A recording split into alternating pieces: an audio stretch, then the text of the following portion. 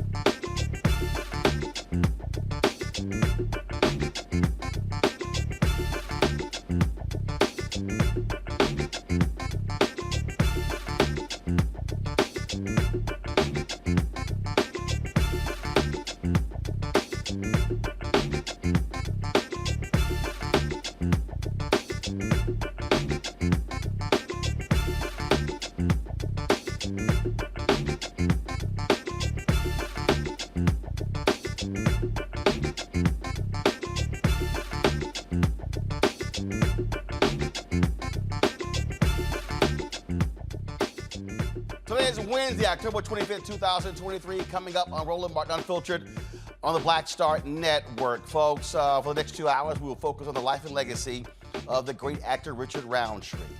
Known, of course, as the first black superhero. He passed away at the age of 81 with his family on yesterday. We'll talk to a number of people. Terry Vaughn, Leon, Spike Lee, Darren Henson. We'll hear from Glenn Turman, Dondre Whitfield, Lamont Rucker. So many folks remembering the icon himself. It's time to bring the funk on a special edition of Roland Martin Unfiltered on the Black Star Network. He's got it. Whatever the miss, he's on it. Whatever it is, he's got the scoop, the fact, the find. And when it breaks, he's right on time and it's rolling. Best believe he's knowing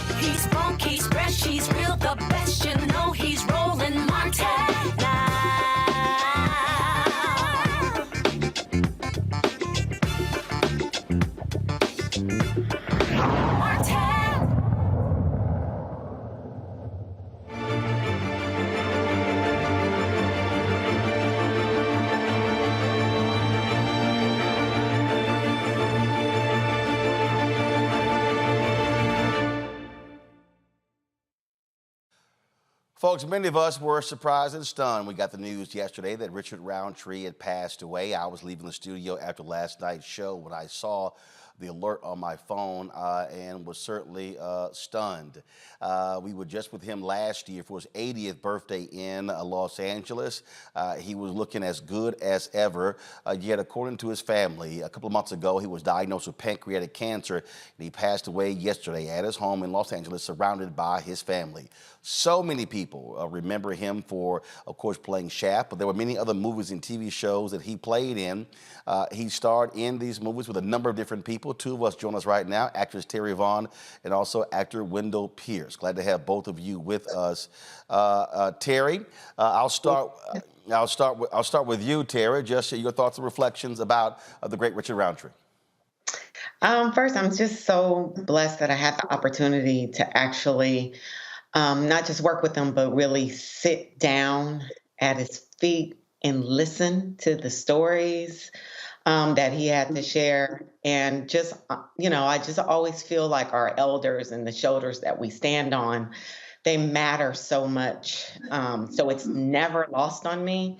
So that is a memory that even before his passing yesterday, that's a memory that has always just really stuck with me because we don't get that opportunity so much. So I just feel like a really lucky girl that I got to really sit and laugh with him as he smoked his cigar and we drank cocktails, and he was sharing all these stories about other elders whose shoulders I know I stand on, Pam Grier and Sheila Frazier and Bill Cosby. Just the stories were endless, and he was just so joyful.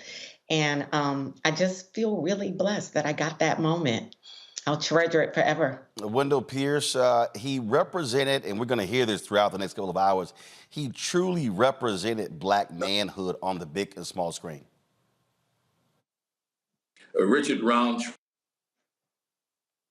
a Black.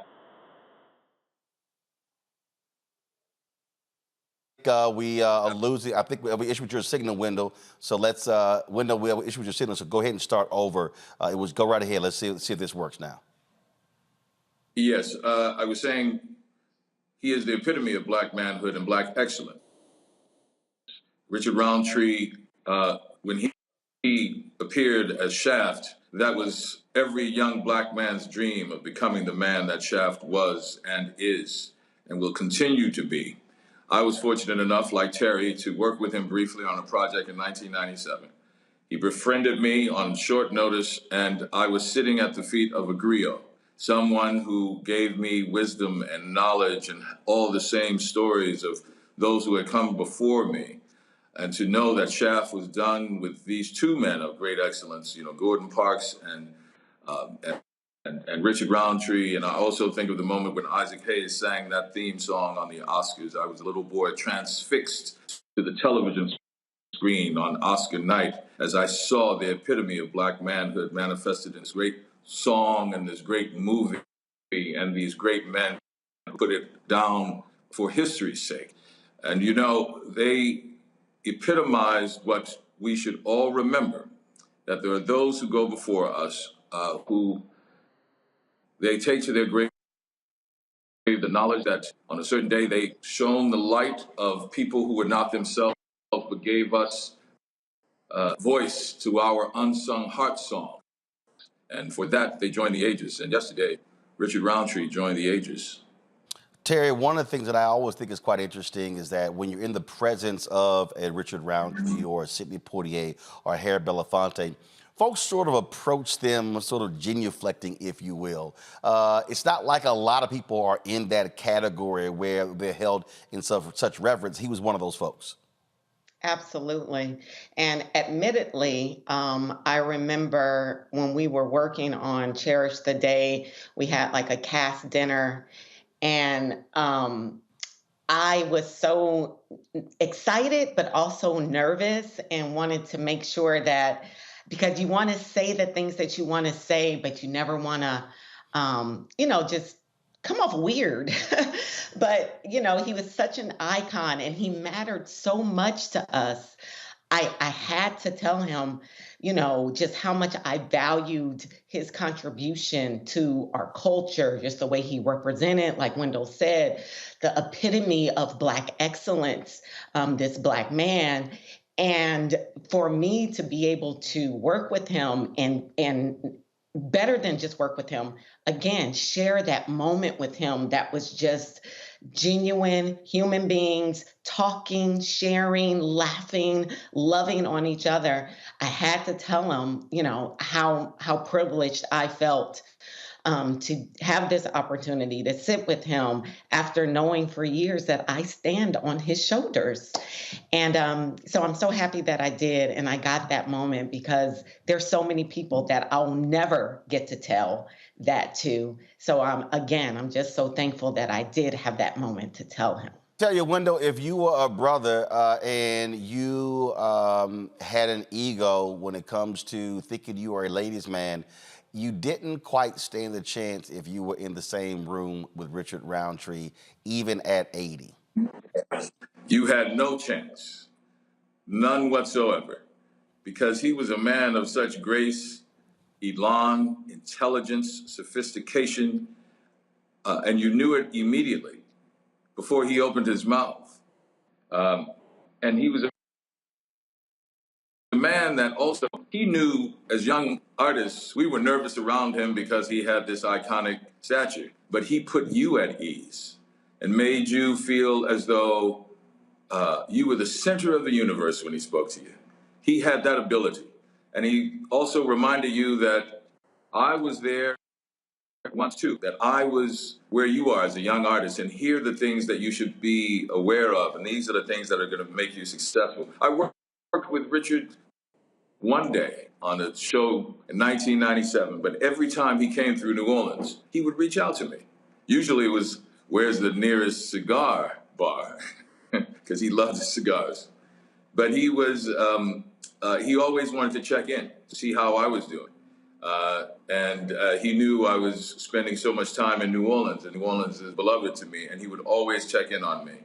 He is of that Moses generation who leaves with us, a Joshua generation, a great responsibility to live up to the bar of excellence that he has set, that never lose the ability to be offended and expect more of yourself and expect more of others, especially in business that we're in, and to know that they have left a blueprint ahead of us that we can build on. Before him, there's Sidney Poitier. Before him, Paul Robeson. Before him, going back before media, Ira Aldrich, and all the men of the stage in the 19th century. We, as Black folks, have demonstrated excellence from generation to generation, and he made you remember that you are part of that legacy, and you have a great responsibility, especially now that he has become an ancestor.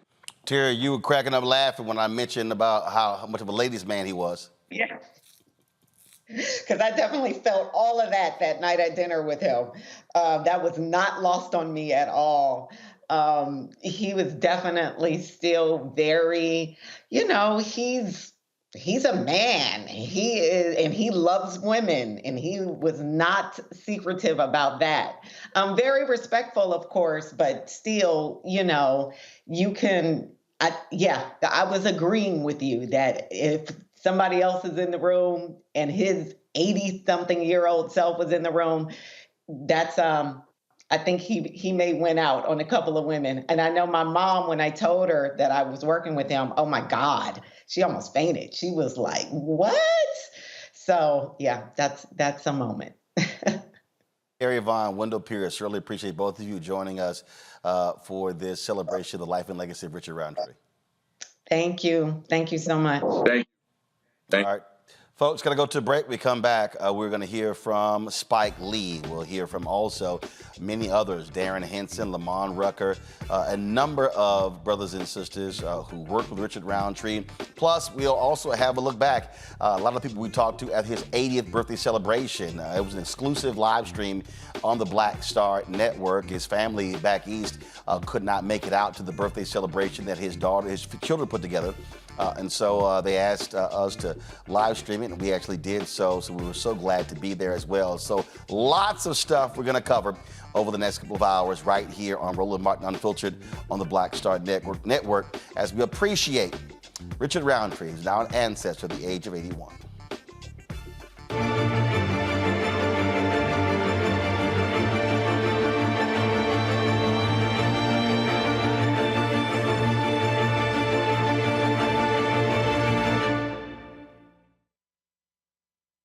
When you talk about blackness and what happens in black culture, we're about covering these things that matter to us, speaking to our issues and concerns. This is a genuine people-powered movement. There's a lot of stuff that we're not getting. You get it, and you spread the word. We wish to plead our own cause.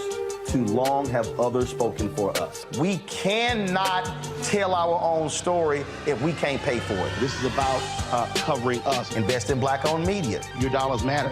We don't have to keep asking them to cover our stuff. So please support us in what we do, folks. We want to hit 2,000 people, $50 this month, raise $100,000. We're behind 100,000, so we want to hit that. Your money makes this possible. Checks and money orders go to P.O. Box 57196, Washington, D.C. 20037-0196. The Cash App is $RM Unfiltered. PayPal is R Martin Unfiltered. Venmo is RM Unfiltered. Zelle is RolandS.Martin.com.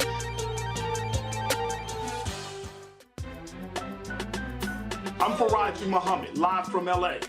And this is The Culture. The Culture is a two-way conversation. You and me. We talk about the stories, politics, the good, the bad, and the downright ugly. So join our community every day at 3 p.m. Eastern and let your voice be heard. Hey, we're all in this together. So let's talk about it and see what kind of trouble we can get into. It's The Culture, weekdays at 3, only on the Black Star Network. Hi, I'm Dr. Jackie Hood Martin, and I have a question for you. Ever feel as if your life is teetering and the weight and pressure of the world is consistently on your shoulders? Well, let me tell you, living a balanced life isn't easy. Join me each Tuesday on Black Star Network for A Balanced Life with Dr. Jackie. We'll laugh together, cry together, pull ourselves together, and cheer each other on. So join me for new shows each Tuesday on Black Star Network, A Balanced Life with Dr. Jackie.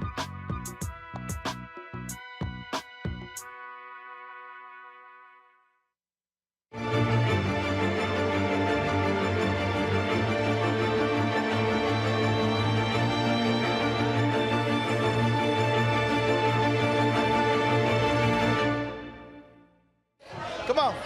Sheila Fraser. Sheila, how you doing? Slide this way. Shaft's main squeeze. No, this is Superfly's main squeeze. Superfly's main squeeze was this lady right here, Sheila Fraser. Superfly's Ron O'Neill's main squeeze was this beautiful, beautiful lady right here, Sheila Fraser. Sheila, how you doing? I'm very well. Tell us, how long have you known Richard? 50 years. 50 years. We've been good friends for 50 years. Yeah. So tell us your funniest, craziest, wildest Richard Roundtree story/memory. Okay. I had this big crush on Richard once, okay? And so I thought, okay, we're all going to go to this party and whatnot. And, all right, I'm going to catch his eye then. And he saw Frida Payne, and that was it. So wait a minute. Okay, so you were going to this party. No, I wasn't throwing it. We were all at a party. Y'all were all at a party. And Richard was there, and you were thinking about that Frankie Beverly song, that look in your eye. And you were trying to connect. That's right. And so you at the party looking all cute and fine, and Frida Payne looking all cute and fine, and well. That was it. Frida went home with Richard. Well, I don't know about that. No, I already talked to her. Yeah. Right. Okay. She said, me and Richard. I said, we know what that mean. No, so we've been friends. As a matter of fact, Richard is responsible for me becoming an actor. How so? Well, I had a terrible stutter. And so he convinced me to go to the Negro Ensemble Company. And I did. and I got in. And so then when I heard that Gordon Jr. was going to do a new movie, I ran into Richard, and Richard set up the appointment, the audition, and the rest is history. Wow. That's awesome. Yes, and we got a chance to like play husband and wife in a pilot series called Firehouse and different things, you know. But well, y'all go back 50 years. We are close friends. Well, it is great to be here to celebrate his 80th birthday. He's looking good, looking clean. You're looking fabulous as well. Frida says she turns 80 in September, and I say, look, black don't crack. Well, let me tell you about how much I admire you, okay? Any issue that we have, you go to the heart of it, you know, and it's such a pleasure to like watch you. You don't care, you know, nothing is political, you know, with your motivation. You know what, you really care about us, and so you're one of my heroes. Well, I certainly appreciate it. I want you to know that. I appreciate it. I'm gonna keep giving them hell. Hey, listen, and I'll keep praying for you. I appreciate it. I'll take them. Sheila, good to see you. Thank you so very much. Folks, that was last year in July at the 80th birthday celebration of Richard Roundtree in Los Angeles. It was certainly great to be there. In the next segment, you're going to hear from Frida Payne herself as well. Joining us right now is director, actor Bill Duke. Always glad to see Bill. Bill, Richard Roundtree, one of your contemporaries, someone who, whenever he was on the big screen, I'm not quite sure if the big or the small screen was big enough to capture all of him. Well, like Sidney Poitier, he was a pioneer. He represented us in a way that had great dignity. You know, before him and Sidney, you know, there are very few black men that, you know, how can I say, had that kind of integrity, had that kind of, you know, manhood, had that kind of whatever. But he was a pioneer, and he was like a great actor, but also he was very conscious in terms of our people. So I celebrate his life and his spirit and all that he has done, everything he has done. Somebody who goes from being an Ebony Fashion Fair model, joins a Negro Ensemble, and he wins the starring role in Shaft, which was his first major role. Right. Not bad for somebody coming out the gate. Hey, Shaft is a classic. I mean, everybody still watches Shaft, and he did a great job. You know, he also how can I say? You know, there are not a lot of actors that know the craft of acting. You know, and surrender to the character that they're supposed to be depicting. He had that not only talent but skill, and that's very important. I'm going to play a little bit later something from B.J. Pruitt. He was on Being Mary Jane with Richard Roundtree, and he talked about coming across him in between scenes, and he said, "Hey, you want to run some lines?" And all of a sudden, Richard just started going. He B.J. like, "Hold up, I ain't even got that far." And he said, "Oh, he was ready." He said, knew all his stuff. He was ready to go. He didn't play. He was serious. He has great talent, but very, very professional also. I think also what really just stood out for me the most, every time I met him and I saw him, it was just he carried himself so well, and it just sort of reminded me of an African king. Was sort of how he walked into the room and how he just sort of just stood over others, because he was he was a tall guy. He was a tall man. He was a big man, and so that was always sort of how I looked at him, sort of as this African king, how he Yes. rolled in. Well, he was that spirit, you know. The spirit of the African kings I think, traveled through him. And as I say, Sidney also, I mean, you know, those were pioneers and they went through a lot.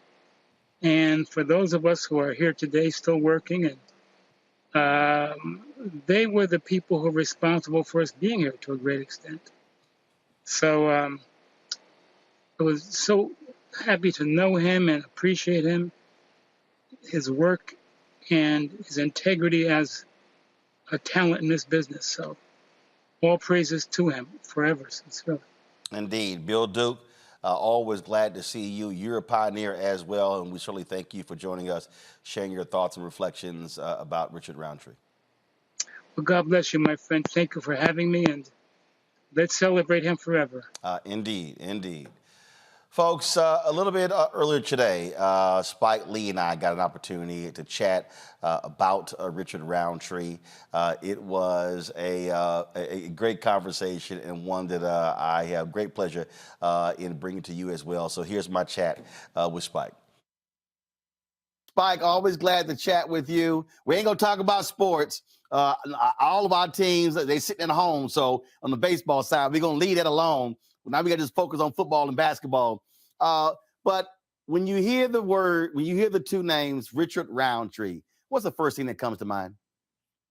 I was a freshman in high school, 1971, John Dew High School in Coney Island, and to see Richard Roundtree as Shaft, he was our Superman, Black Superman. Then paired with, directed by the great photographer Gordon Parks and Isaac Hayes.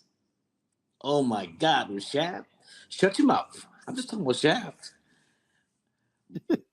I mean,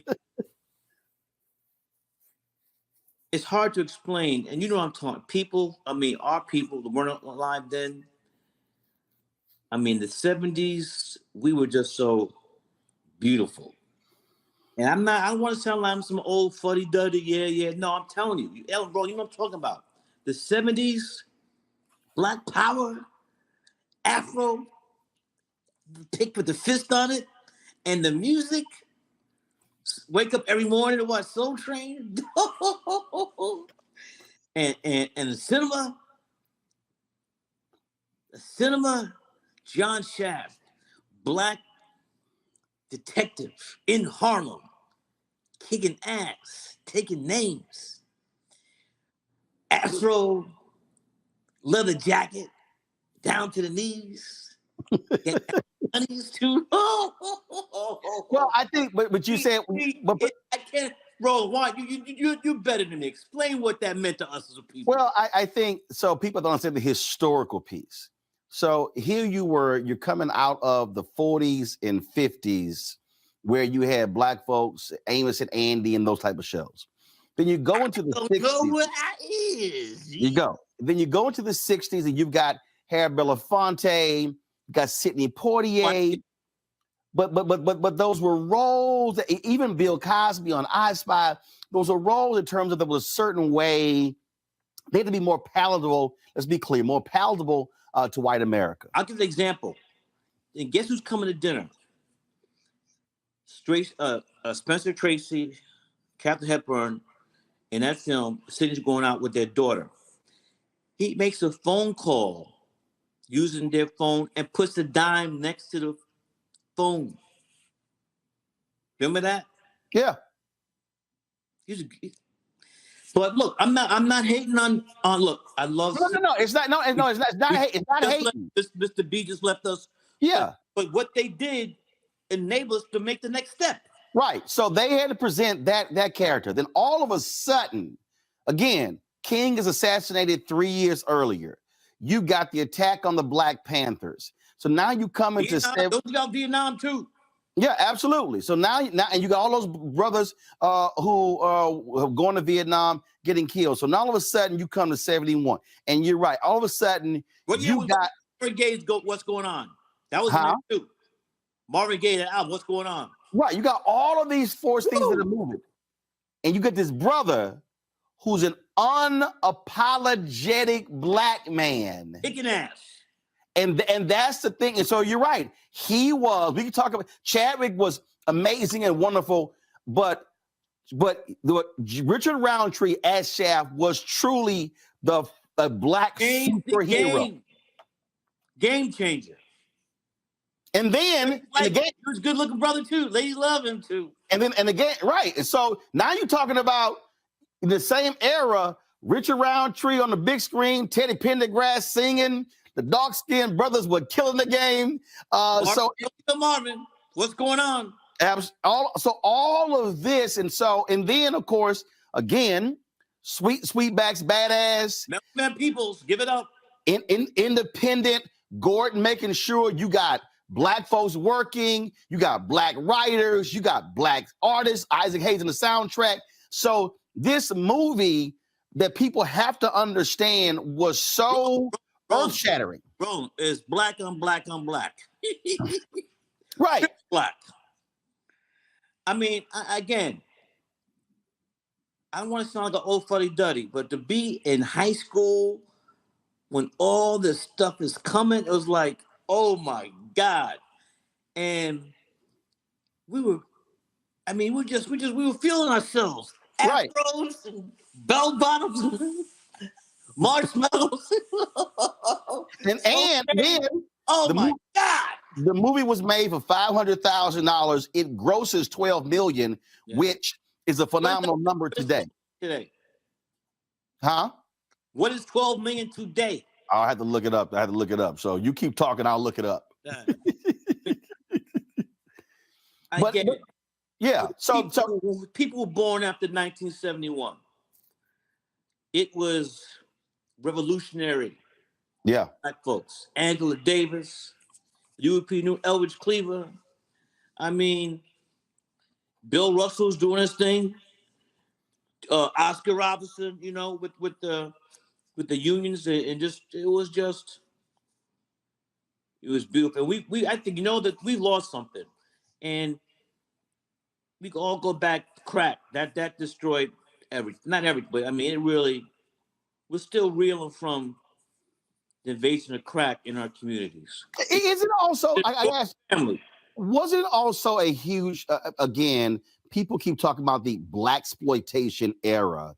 And look, we know how Hollywood works. They saw the success of Shaft, and all of a sudden it's like, oh, let's go down that line. And let me if I could jump in now. Black exploitation films gave us, the black audience, a chance to kick white's ass. They made a lot of money. They weren't made for no money. Made a lot of money. Yeah. The criminal thing is that they did the same movie again and again and again. There you go. And black there you go. Not going because it didn't involve. There you go. But which is also Hollywood. Hey, let's just keep doing the same thing over and over. And they really killed the genre. Killed the golden goose. Absolutely. One of the things I think was amazing. Richard, for a long time, hated when people would see him and say John Shaft. And it was his daddy who pulled him aside and said, son, there are a lot of people who go through this world and nobody remembers anything that they did. And Richard said it was that thing that changed his thought process.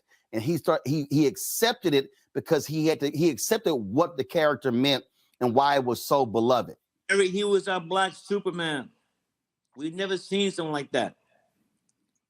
And again, the Richard Roundtree, Gordon Parks, and Isaac Hayes. God damn! The triplet, the triplet. In hockey, they call it a hat trick. Did you ever consider putting Richard in one of your movies?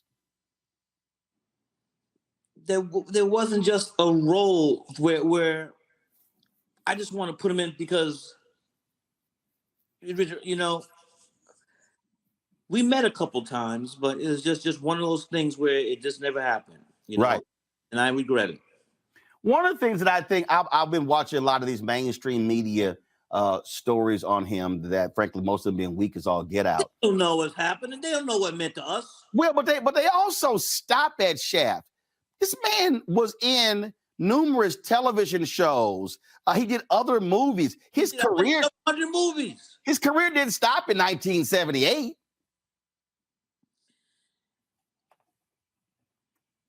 You know, these don't respect Black genius. You know, we come out of the womb dunking. We don't put the work in. We're just born with these skills. So, you know, they always try to diminish our stuff. You know how that is. You know how that is, Roland. You know how you speak. You know how they do. You know how they do. Oh, no, absolutely. Absolutely. I had a chance to interview him a couple of years ago. I was at his 80th birthday party last year. We live streamed it. His family back east couldn't attend because of COVID, and he really wanted them to be there. So we New York, right? Yeah. So he was in New Rochelle. Mm-hmm. So we live streamed it. They got a chance to see it, and I can tell you that the thing that was always amazing to me, Spike, with Richard Roundtree, is that you talk about even when this man was 80, I stood there and Spike, I got videos and photos. The man was still Superman at 80. Black Superman. He walked in, and I'm talking about the women, the brothers. Well, I mean, that what was so amazing. He still carried that, and I got this dude. And that's what it was, and not everybody has that. And the thing about it, folk in Black Hollywood, when you're not. You're say it again? Not. Yeah, and when he was in the room, you had to go pay your respects. Had to. You had to bow down. And when I found out last night,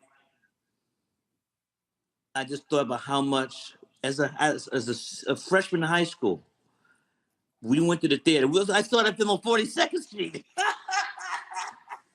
42nd Street back in the day. 40 doo-wop. That theater was packed. And you know how we get in the movie theater. Oh yeah. Yeah, we get a little extra. We get a little extra. But I'm gonna blow you away with this one. So when I interviewed him, he said, and this would really trip me out because we are now associated with Richard Roundtree with Shaft. He said, Shaft wasn't me. He said, that was all Gordon. Gordon Parks, yeah. He said everything about that character. He said Gordon was the real life Shaft. He said, and he was the one, he said, Gordon was like, yeah, we're going to shoot this thing. I need you to do this walking down the street. I need you to walk this way. And he said that, so everything that, when it came to the women, when it came to the kicking ass, when it came to all that, he said that, he said that was, respectfully, huh? Say it again. Gordon had some hotties. No, that's what I'm saying. But Richard said the character was really Gordon. Great photographer. Yeah, he said, but the character was really Gordon. That's what blew me away. I just think an extraordinary brother, an extraordinary actor. And again, he was listen, I'm speaking as I was back in high school. He was our Black manhood, just like we said earlier about Malcolm and Dr. King. Yep. Seeing our Black manhood, who's not a punk, not talking about sexuality, who's just a man. Yep. And ain't afraid. He ain't scared. Wasn't scared. Kicking much ass. Well, the word you just used there, manhood, at his birthday party. I wasn't planning to speak, and he came up to speak, and he gave the microphone to me. And what you said was exactly what I said. That's what he represented for us. And for me, I was 3 years old when Shaft came out, but for me to see it later, for me to see to see that, but then beyond Shaft, when I saw him on Being Mary Jane and how he represented. Oh, you young, you couldn't see. You were. I'm older than you. Yeah, you're a little bit older than me. Yeah. Look, man, Thank you for having me on the show. I know you got to go, but I just wanted to share with the audience what he meant to me and just being of that era. I mean, we were so beautiful. I'm not to say we're not now, but back then, I feel you. we were just some beautiful, all about love and the music and the dance and the clothes and the afro.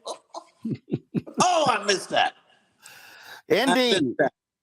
Spike, always glad to have you, brother. We appreciate you participating in this tribute to the OG Richard Roundtree.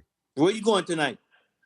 I am blowing this thing up. We got, man, some unbelievable people on this show to pay tribute to Richard. Please give everybody love. Tonight is the home opener for at the world's most famous arena, Madison Square Garden. Is it the ballet? Hey. Love you, man. Love. All right, my brother. Take care. Ungala. My man, Spike Lee. All right, folks, right now, let's go to next brother, Lamont Rucker, actor as well. He had a chance to get to know Richard, to stand with him, work with him. Lamont, just your thoughts about the great Richard Roundtree. Man, I don't even know where to begin. And I can at least say I don't have as much gray on my face as Spike. So, but I've had a relationship with Mr. Roundtree before I even knew him. I even wrote a paper in college. I even told him this. That was just about the impact that I felt he, as an actor, the aesthetic and the perspective even that Gordon Parks had with Shaft, and the way that show impacted me. I just thought Mr. Roundtree just embodied so much beauty and strength and class, sex appeal, all of that in such a way that was so dignified and so profound that it impacted me at a young age. And I was motivated to write a paper on it, and then had the privilege that once I started working as a professional actor, he played my dad. So when I was on As the World Turns for a few years, I had the privilege of, first of all, being named after Thurgood Marshall. My full name was Thurgood Marshall Travers. And then Richard Roundtree was my father. So we've had a great relationship ever since those days. And there have been numerous other events where I've been able to be in his likeness. I reenacted a classic ebony cover back in 2010. A number of us did this celebratory series of classic ebony covers, and I was chosen to be Richard Roundtree and redo one of his. I think it was, maybe like around the Shaft in Africa days. He had this denim, outfit on. So, but Google that. It's an awesome photo. Very proud of it, and was honored to be selected, and in particular to have my life and my, my image, if you will, aligned with his. It was an incredible honor, and we've been able to maintain our friendship over the years. So this is a very significant loss for me. He's one of my guys. I got a list of guys, like those are my guys. And Richard Roundtree's on that list. Harry Belafonte, Ozzie Davis, just countless black men before me who've set an incredible example. And I'm so grateful for him, so thankful for what he was able to give us during his lifetime at this in this form. And he'll be with us infinitely. He's had too much impact, and too many of us love him too much to really be able to let him go. And Lamont, one of the last questions, one of the things that I tell people all the time, when we are in the presence of elders like Richard Roundtree, when I'm in the presence of many of our civil rights luminaries, I don't care how many times I've met them, whether it's Andrew Young, whether it's Reverend Jesse Jackson Sr., it does not matter. I am going to go over and pay my respects, tell them thank you, tell them we love you and appreciate you. Because you don't know when it will be the last time you will see them. Yeah, and even regardless of the fact that we know at some point all of our tickets get punched, you know what I mean? It's just the fact that they're deserving of that extra level of recognition and gratitude and respect. So I was raised to honor my elders, and I've always treated Mr. Roundtree as such. You know, he's definitely one of those men along the lines of some of the other gentlemen that you mentioned that, they deservedly make you feel like you're obligated to go up and kiss the ring every time, and acknowledge the crown that's on their head. So he was a beautiful man, and I thank God for him and so many of the other incredible, majestic, and brilliant, beautiful black men that we have throughout our community and our race of people. And I'm sad to see him go and that I won't see him again, but grateful for our time together and what he meant to me and what he's done for so many others. Indeed. Lamont Rucker, we really appreciate you joining us for this celebration of life of Richard Roundtree. Appreciate you, man. All right, love you too, brother. See you soon. Appreciate it, my brother. Thanks a lot. Man. Folks, when we come back, we'll talk with the great Debbie Allen about Richard Roundtree. We'll also chat with Vanessa Williams, who starred in Soul Food, Darren Henson, who was in Soul Food with her as well. We've got a lot more stuff to share with you. Glenn Turman, Dondre Whitfield, Frida Payne, Telma Hopkins, Ben Vereen, BJ Pruitt. I mean, you name it. We've got lots more right here, folks, on Roland Martin Unfiltered. On this special edition, celebrating life and legacy of the great Richard Roundtree. We'll be back in a moment.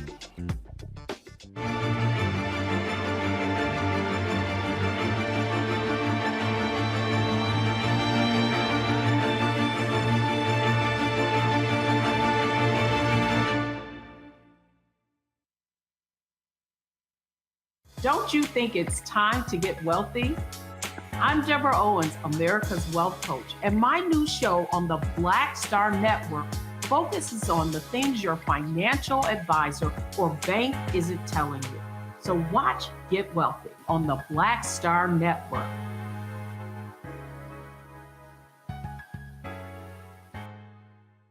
Hatred on the streets, a horrific scene, a white nationalist rally that descended into deadly violence. White people are losing their damn minds. As an angry pro-Trump mob storms the U.S. Capitol, we've seen shooting. We're about to see the rise of what I call white minority resistance. We have seen white folks in this country who simply cannot tolerate black folks voting. I think what we're seeing is the inevitable result of violent denial. This is part of American history. Every time that people of color have made progress, whether real or symbolic, there has been what Carol Anderson at Emory University calls white rage as a backlash. This is the rise of the Proud Boys and the Boogaloo Boys. America, there's going to be more of this. Here's all the Proud Boys, guys. This country is getting increasingly racist in its behaviors and its attitudes because of the fear of white people. The fear that they're taking our jobs, they're taking our resources, they're taking our women. This is white fear.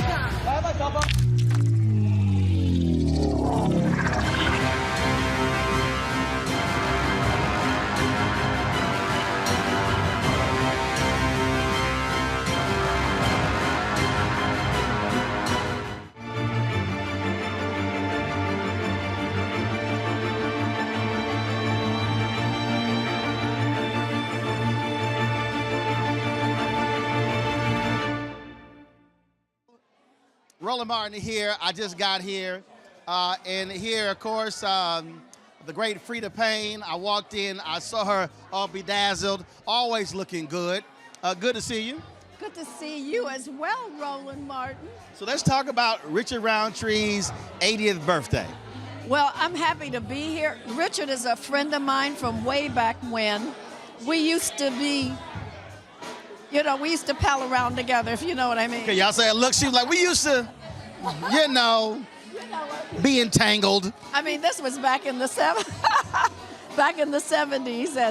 and matter of fact, the first time I went to an Academy Award, and I went to the governor's ball was because Richard invited me, and that was when Shaft had been nominated for Best Picture, and Isaac Hayes was a presenter for the Academy Awards, and it was, so we were good friends, and we've stayed friends all these years. And you know what? We're both the same age. I'm going to be the big 80 in September. Are you serious? I'm serious. Wow. I'm See, serious. y'all know Black don't crack. Her and Richard. Y'all know Black don't crack. You know, when you love what you do and you love the industry and you live a good life and you take care of your body and your health. You eat, And you drink champagne. And I drink champagne. Here's to you. Well, look, it is always good to see you. And so, Richard, so I was supposed to just be here hanging out. And then Richard told Bill that he had some of his relatives who couldn't make it out here. And Richard said, can we get this live stream? And Bill called me, and I was like, Bill, we do this all the time. So that wasn't but a phone call. And so that's how we hooked it up.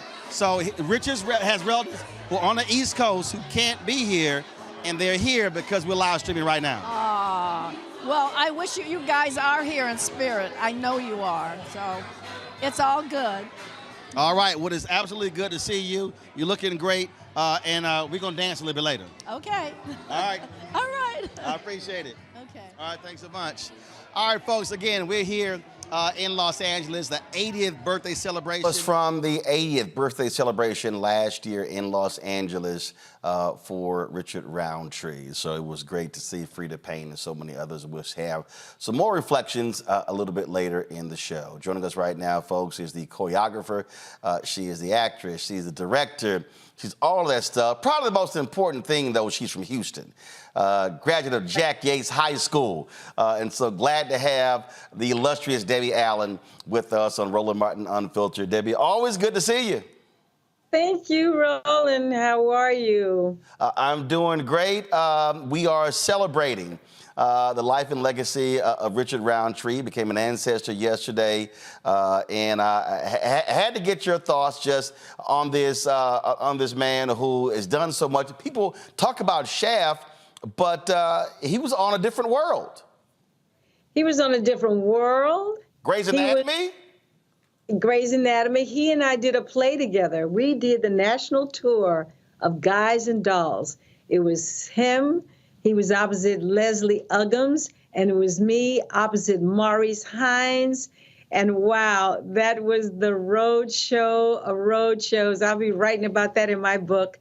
And Richard was just a treasure. You know, I was just coming out of Howard University when Shaft came out, and wow, that gave us all such pride and made us excited to see this beautiful Black man up there rocking that screen. And the success of that movie changed a lot of things for a little while for Black people in the movie industry. There was a period of investment, but they didn't reinvest, but he made his mark. Richard was amazing, and he was so much fun to work with when we did Guys and Dolls. He was up there singing. It was great. The thing, I mean, you talk about that role, and Spike Lee had him on a little bit earlier, and he just laid out just in that moment, in that period, what that character, he said, Richard Roundtree as Shaft was our Black Superman. That's right. He's totally right. I mean, you know, we were riding around because of him, then we got Superfly. We got him, and then the next thing you know, we had Ron O'Neal. So he just started something that opened up Hollywood to letting a Black man be not only the lead, but being sexy as hell and, you know, fine. And, you know, that's something that, you know, Black men have always had a problem.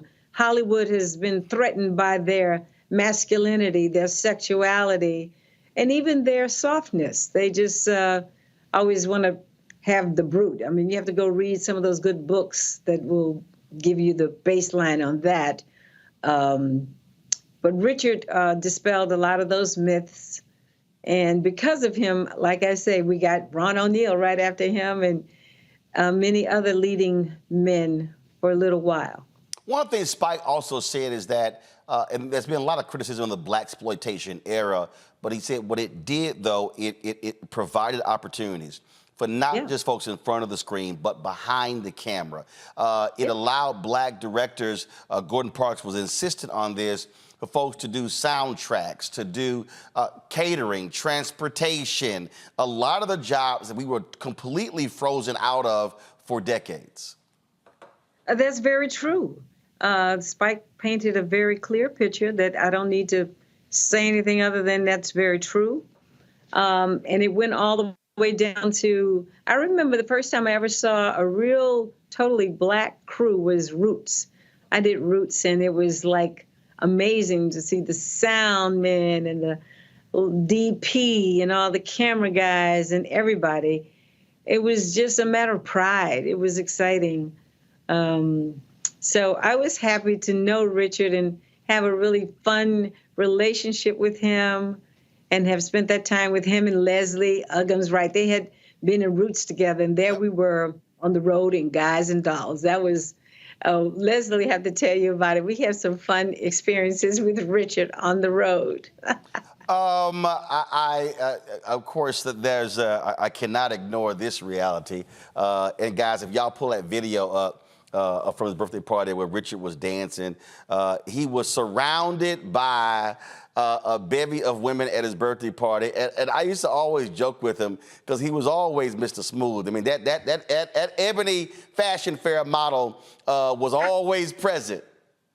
Right. Richard was beautiful all the way, you know, and there was no denying. And it was kind of like finally accepted, you know, because think about all the movies that Sidney Poitier did and what a great actor he was always, and how, when did he get to have a love relationship on screen?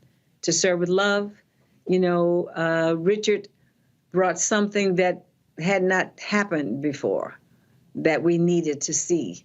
And it's no surprise that he's surrounded by all the women. It makes sense to me. When I watched I was watching a couple of the networks, their coverage of his passing, and obviously everybody kept referring back to Shaft, but I'm sitting there going, y'all, the man had a career after the 1970s. He was still acting. He was still doing his thing. He was still, you know, again, on his craft. All of these years, I was looking at IMDb, and look, I mean, he was still doing, I mean, he had a movie that actually dropped this year. When I ran into him at Essence last year, he was shooting a show in New Orleans. And so he was, you know, here he is, 80 years old. He wasn't kicking it back retired. I mean, he was working up until his last breath. Well, that is so telling of who Richard is as a person. He loved working. He loved acting. He loved being on set. He loved being on the stage. It's who he was. He was always a fine actor. You know, when we had him on Different World, it was so great. It was just great to see him up close and personal like that. He was so beautiful. And that he died of cancer is a remarkable thing that we didn't quite know that he had this challenge in his life. He had had breast cancer many, many years before, but we didn't know that he was still challenged by this health situation. And I'm just sorry I hadn't seen him in this last year. You know, COVID shut so many people down. We haven't seen a lot of people, but I will always think of him with great admiration and joy and love. I always will. Indeed, indeed. Debbie, always a pleasure to see you, chat with you, give my best to Norm, and hope to see you. First of all, we got to sit down and do our one-on-one. I got, luckily, for the longest, I had one with Richard. We got a chance to do it November 9th, 2021. It was an amazing conversation. We're going to be streaming it after we're done the live show. So you and I got to sit down and do ours as well. I'm looking forward to having lots of fun with it. I'll come anytime. Love you so much. Thank you for all that you do. Thanks so much. Okay. All right, be well. Bye. Folks, when we were at that birthday party last year, so was Dondre Whitfield and his wife, Sally Richardson Whitfield. Both of them have known Richard. That was a moment that, and so let me explain something to y'all. So, you know, Dondre, Chris Spencer, Anthony Anderson, all these guys, they always jacking with me. Talking about me and my cameras, how I always got cameras rolling. Well, see, the beauty of always having cameras with you, you can always capture some great stuff. This was a moment at the birthday party when Dondre and Sally ran to Richard. I was rolling the whole time and captured this. And it was just a great moment between the both of them. Doing that. And then we also got this from another angle with a cameraman who was there. And so, guys, roll that. Come on, y'all got it in playback. Roll that one. So y'all see me sitting there doing what I do. And so it was great doing that. And I immediately said, all right, Dondre, turn your airdrop on so I can get it to you. Dondre Whitfield, he joins us right now. Dondre, man, we have lost a great one. I can't believe you wow, that really got me, man. It was so the reason why that moment was so emotional for me watching it, because he told me on a couple of occasions, he said, you're going to be remembered for building a great career, but you're going to be memorialized for building great men. And in that moment, that's what he was telling me. And I remember just being kind of overwhelmed by that moment, to have one of your heroes tell you how significant your life is. And I remember saying to Sally, wow, I wish I had that. Like, I wish I had that, captured. And literally 30 seconds after I said that to her, you turned around and said, yo, man, turn on your airdrop. So yeah, man, we always kid with you about rolling the cameras, but I swear to you, man, I could have kissed you in that moment, because that moment right there meant the world to me. We talk about manhood, and I remember sitting next to him. So I think it's called Icon Man. There's an annual deal there. And here's what's amazing, and I've never told this story publicly, is that, people think of Richard Roundtree, as this, oh my God, this amazing ladies' man. Mm-hmm. But he's also somewhat nervous about it. And we were there that night, and he was telling me this story of a woman that he was really interested in, but he was somewhat intimidated by her. By her position, by her stature. And he said, because the whole point of this night was for these group of black men, and Idris was there, I think Boris was there, and for us just to be able to talk and share. I literally said, well, Richard, I said, listen, man, all that stuff is irrelevant, bro. I said, if that woman is that amazing and awesome, don't be intimidated by it. Go at it. Now, I was sitting here, I was kind of like, how am I sitting here giving some advice to Richard Roundtree? But it was just, so for people to understand, so he wasn't afraid to open up and to have that, and that was the whole point of that night, for black men just to be able to put our egos aside and just to be able to share with one another. That's what kind of brother he was. You knew that you were in the presence of royalty, but he never made anyone feel like a peasant. Richard had the kind of he fathered me in a bunch of ways, because I've always said that you don't need to be fathered by your biological, but you do need to be fathered. And every time I was around him, I took away a life lesson that a father would give you. And he did it in such a way that you were learning, even though you didn't feel like he was actively teaching you, but he was constantly teaching. Like, I always felt like he always made me feel like a king, even though he had the bigger crown. His humility, but his confidence, his swagger, but with some smoothness, like all of those things. Like, I just never forget how, even when you play back that clip, the hugeness of his grin, he always made you feel like, oh yeah, he was so glad to see you. Yeah. You know what I mean? Yep. Like, and I'm going, he can't be that glad to see me. And it always looked that way. I mean, look at his energy, look at his face. Now, in this moment right here, he's telling me, no, listen, what you are doing with your male versus man platform, I need you to keep doing.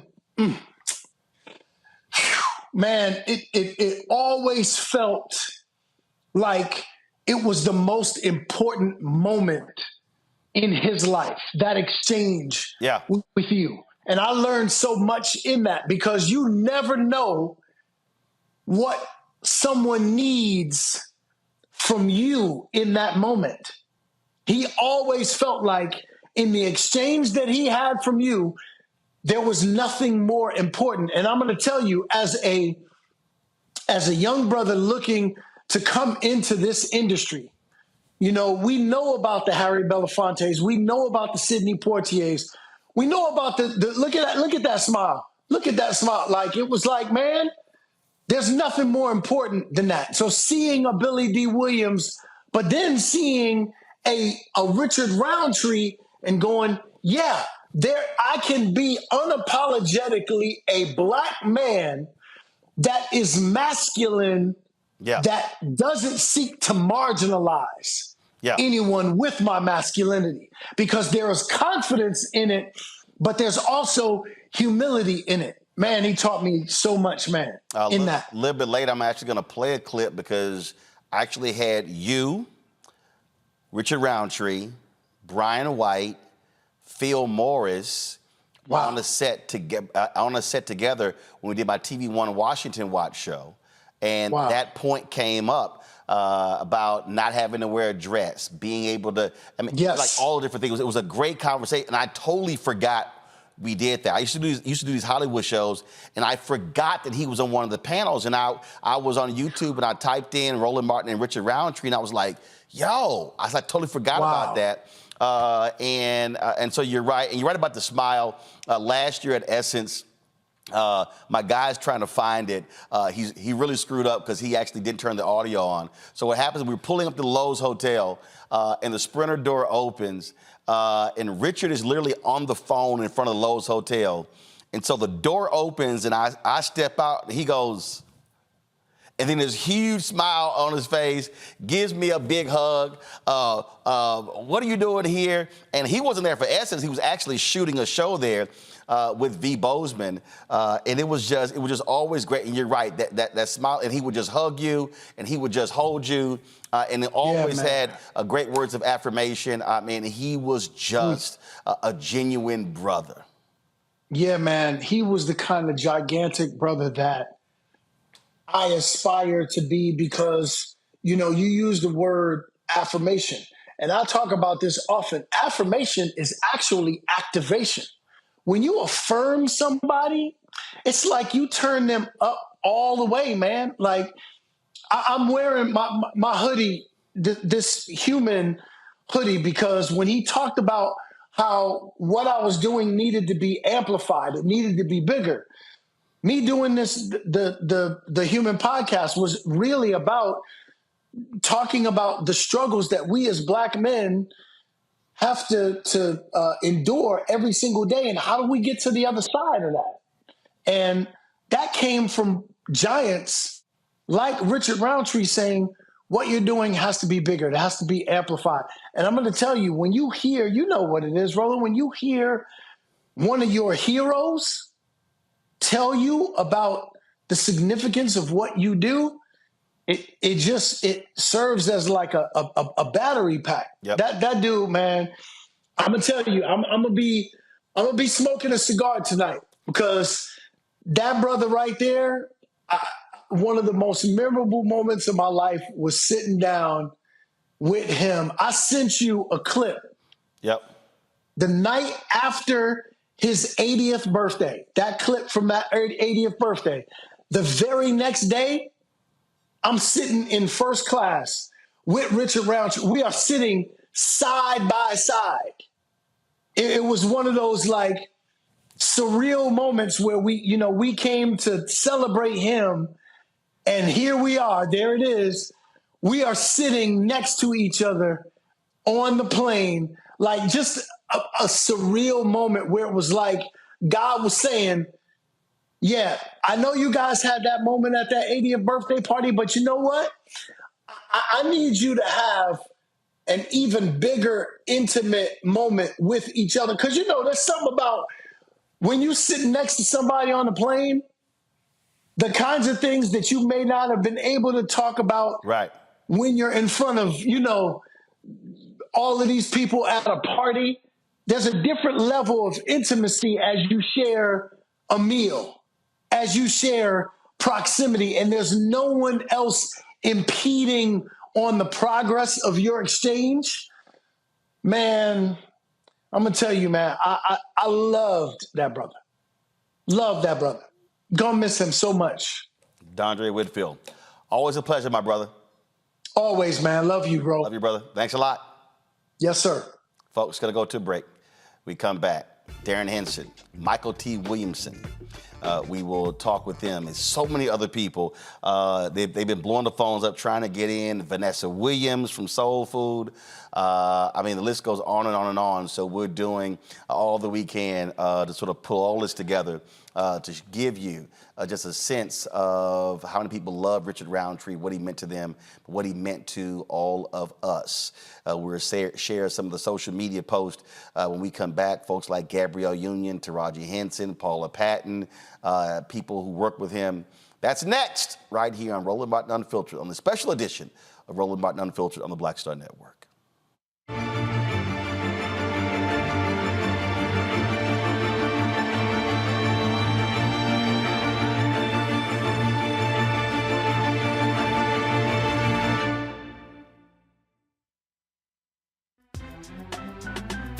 I'm Faraji Muhammad, live from LA.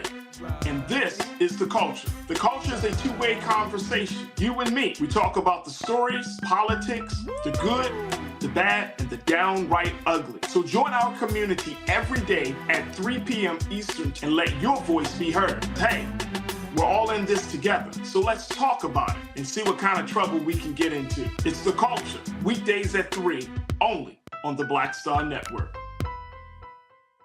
When you talk about blackness and what happens in black culture, we're about covering these things that matter to us, speaking to our issues and concerns. This is a genuine people-powered movement. There's a lot of stuff that we're not getting. You get it, and you spread the word. We wish to plead our own cause. Too long have others spoken for us. We cannot tell our own story if we can't pay for it. This is about covering us. Invest in black-owned media. Your dollars matter. We don't have to keep asking them to cover our stuff. So please support us in what we do, folks. We want to hit 2,000 people, $50 this month, raise $100,000. We're behind 100,000, so we want to hit that. Y'all money makes this possible. Check some money orders. Go to P.O. Box 57196, Washington, D.C. 20037-0196. The Cash App is $RM Unfiltered. PayPal is R Martin Unfiltered. Venmo is RM Unfiltered. Zelle is RolandSMartin.com. Hi, I'm Dr. Jackie Hood Martin, and I have a question for you. Ever feel as if your life is teetering and the weight and pressure of the world is consistently on your shoulders? Well, let me tell you, living a balanced life isn't easy. Join me each Tuesday on Black Star Network for A Balanced Life with Dr. Jackie. We'll laugh together, cry together, pull ourselves together, and cheer each other on. So join me for new shows each Tuesday on Black Star Network, A Balanced Life with Dr. Jackie.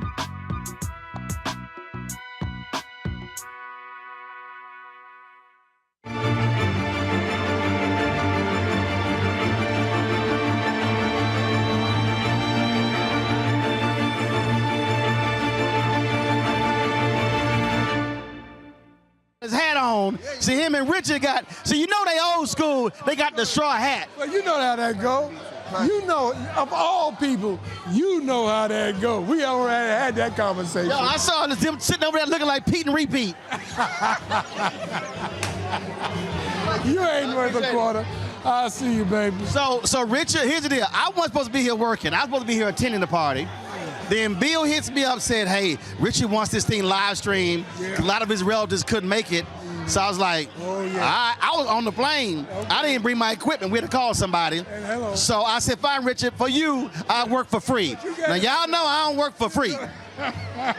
That's love. You ain't lying. I don't work for free. That's above and beyond the call of duty. Precisely.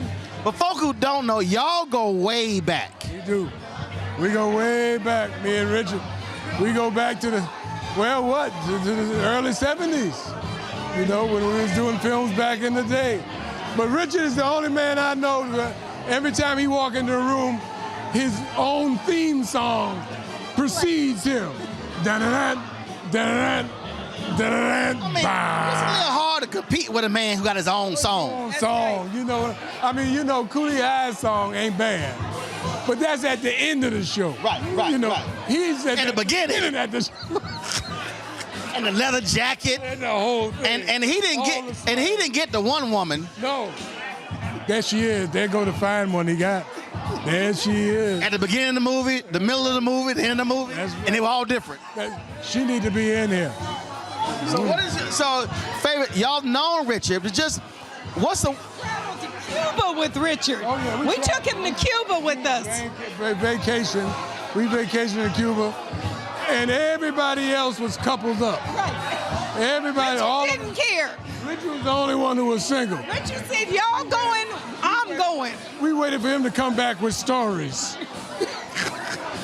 I ain't gonna go no further than that.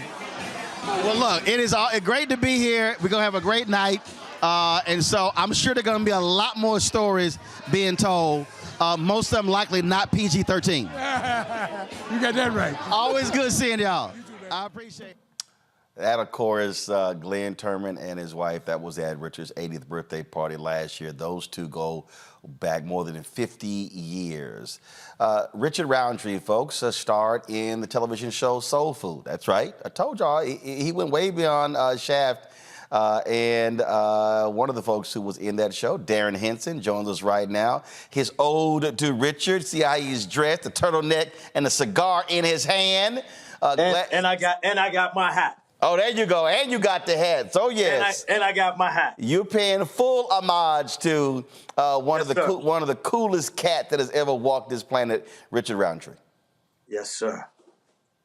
Share with us what was it like working with him, preparing with him, seeing him do his thing. While we were on the set of Soul Food, it was a very, very dynamic time. It was an interesting time, and it was a plentiful time. With Richard being on set, he actually played Hardy Lester, which was, one of the uncles to the girls, of course, and the Joseph sisters, and my character Lem Van Adams, being from the streets at that time, he understood Hardy Lester. Hardy Lester was a little bit of a shiesty guy. He was a fast guy. He owned the convenience store, and he wanted to control it. And the sisters wanted a piece of that because they felt that they were owed to that by their father. And my interactions with, man, it was incredible because I remember him walking on set. And as you heard Glenn in the piece before, his theme song preceded him. He exuded that power, that confidence, and I literally just talked to him as much as I could when we were in the hair and makeup trailer, when we were on set. And he mentored me. He talked to me about his successes. He talked to me about the difficulties and what would be ahead for me as an actor in the industry, and just schooled me and made me and allowed me and afforded me the confidence to continue in that space, in that place. And he always had a great cigar. I lit this cigar today and sent out a prayer, and I'm having this cigar in his name today. He loved his cigar, loved his alcohol. That's a couple of things he and I could not do together since I don't drink and I'm allergic to smoke. But we'd always could have a great conversation as well. And you and I talked about this here. A lot of brothers use the phrase, would see each other and they would say, "What's up, my dog?" And you, for as long as you corrected folks from doing that. And the thing about, I probably say one of the most consistent through lines in brothers who I've talked to offline, even on this show, has been, here was somebody who embodied, no matter what character he played, whether he played Shaft, whether he played a grocer on Soul Food, whether he played a gay man on Rock, whether he played the character on Grey's Anatomy, it did not matter. Richard Roundtree said, "I am going to represent the best of black manhood." That is correct. One of the things that we're talking about, I just finished doing a lecture at Miles College, HBCU in Birmingham, Alabama. And that's one of the things that I shared with them. We are not dogs. We are men, and we have a conscience that we can use. We have intelligence. The animal kingdom deals with survival. We have intelligence. So I understand the position when they say, "What's up, my dog?" But I'm not a dog. Neither are the brothers that introduce themselves as such. We are men. We are black men. We are intelligent men. We are strong men. We are empathetic men. And we have to deal and treat ourselves as such. We are not dogs. So that's one of the things that I would like for people to understand and position themselves into controlling. When you take control of someone else, that can denote strength. But when you master yourself and your language and your actions, that is true power. And when you carry and you walk with that essence, then we are walking in the state and the place of the greats. And as we all know it, Mr. Roundtree is great. He perpetuated that. He taught that. He spoke that confidence that we would need to walk and talk as black men in America. We don't need to exacerbate anything that is going to bring us into a place that we don't want to be. We don't want or have any desire to go backwards. It's about forward movement, forward thinking. And as you said and used the word clearly, he exuded that. Yes, he did. Darren, always a pleasure, my brother. My pleasure, my honor, and again, rise in power, rest in peace to a great man who really left his mark, a positive, a loving, a very charismatic, strong, and perpetual mark on our society and all societies around the world. Mr. Richard Roundtree, this is for you. Darren, we appreciate it, man. Thanks a lot. Thank you. Folks, we were at the 80th birthday with the other folks we had heard from talking about Richard Roundtree. One of them is the singer Billy Davis. Here is what Billy had to say that night last year. Billy, come on. All of Richard's family watching back east. Richard put me to work. Wait a minute, I'm over here with Richard. Richard's over here kissing all the girls. I don't know, he must think it's a special day for him or something, But I mean, whenever you see a guy that's kissing all the girls, that's who you want to be with. Oh yeah, you go see on the other side of him.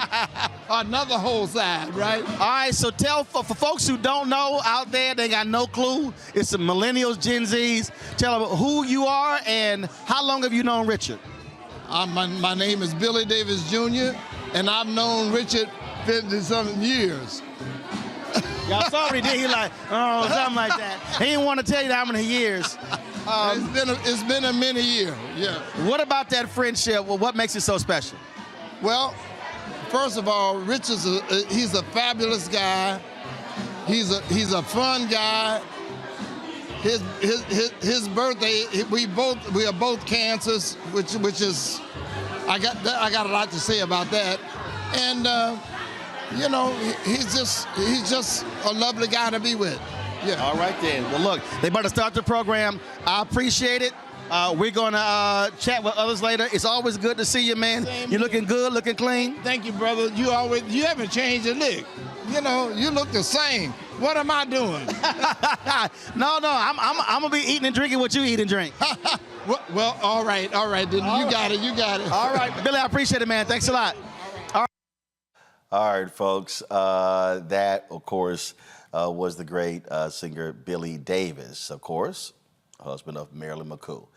Another actor who was on Soul Food is Vanessa Williams. She joins us right now on the phone line. Glad to have you here, Vanessa. When I texted you earlier, you said that absolutely you had scenes with Richard and y'all had a big argument in one of these scenes. Hey, Roland. Yeah, that's so funny. I feel so privileged to have worked with so many of the greats and of the performers and actors whose shoulders I stand on that made a way for my being and my career. So you were just talking to Billy. I worked with him on Days of Our Lives. We played a couple of Days of Our Lives just a few months back. And then, of course, our dearly departed Richard was so devastating getting that news. And yeah, he was our uncle, quote unquote, Lester, the family friend and co-owner of the Chadway supermarket that the girls from Soul Food inherited, and his entrance into the show and my first working with Richard, the chef, the man who I grew up watching and trying to emulate as someone who made the way for to be a Black actor in this industry, was a fighting scene with, badass chef. So it's pretty amazing. And it was wonderful just working with him and just all that he means to me and our cast and to the culture. I'm just so heartbroken with this loss. Parker actually posted the scene in the grocery store where she, Melinda Williams, and yourself, y'all were going at it. Yes, we were not having it. Maxine was a badass herself, so she didn't care who Uncle Lester was. She was coming for it, all that grief and vitriol from having made the loss. So, yeah, it's been, we were on the phone, the three of us, yesterday when I got the news, and just really appreciating life and just being so overwhelmed with the opportunities that we had to work with such greats as Richard and how we, have no idea like how long we have with each other. Yep. And, and so I'm just so grateful that he touched my life in so many ways and so personally, to have had the opportunity to work with Shaft, to work with Richard, a marvelous actor who came up out of all of the New York theater scene that also grew me as an artist, and all of that when there was no way, when we were making our own way. It's just an incredible, wonderful growth to see what we've been able to do, and for people like him who've paved the way for us. The thing that I think was so awesome is that again, I mean, he kept it going. He was in shows, he was in movies, he was still doing his thing. In fact, Hill Harper actually posted, if y'all have the Instagram post, folks, if you don't, I'll pull it up here. He posted something that I thought was really powerful. Go ahead and pull it up. He said, many years ago, I was waiting in an audition room to go in and read for a role in some movie I can't remember, for a young director seemingly recently out of film school.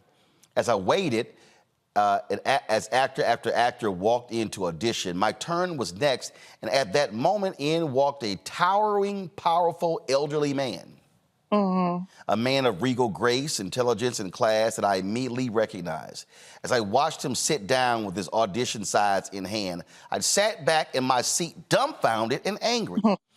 I said to myself, are these producers and that young director actually making the great Richard Roundtree audition for this rinky-dink film?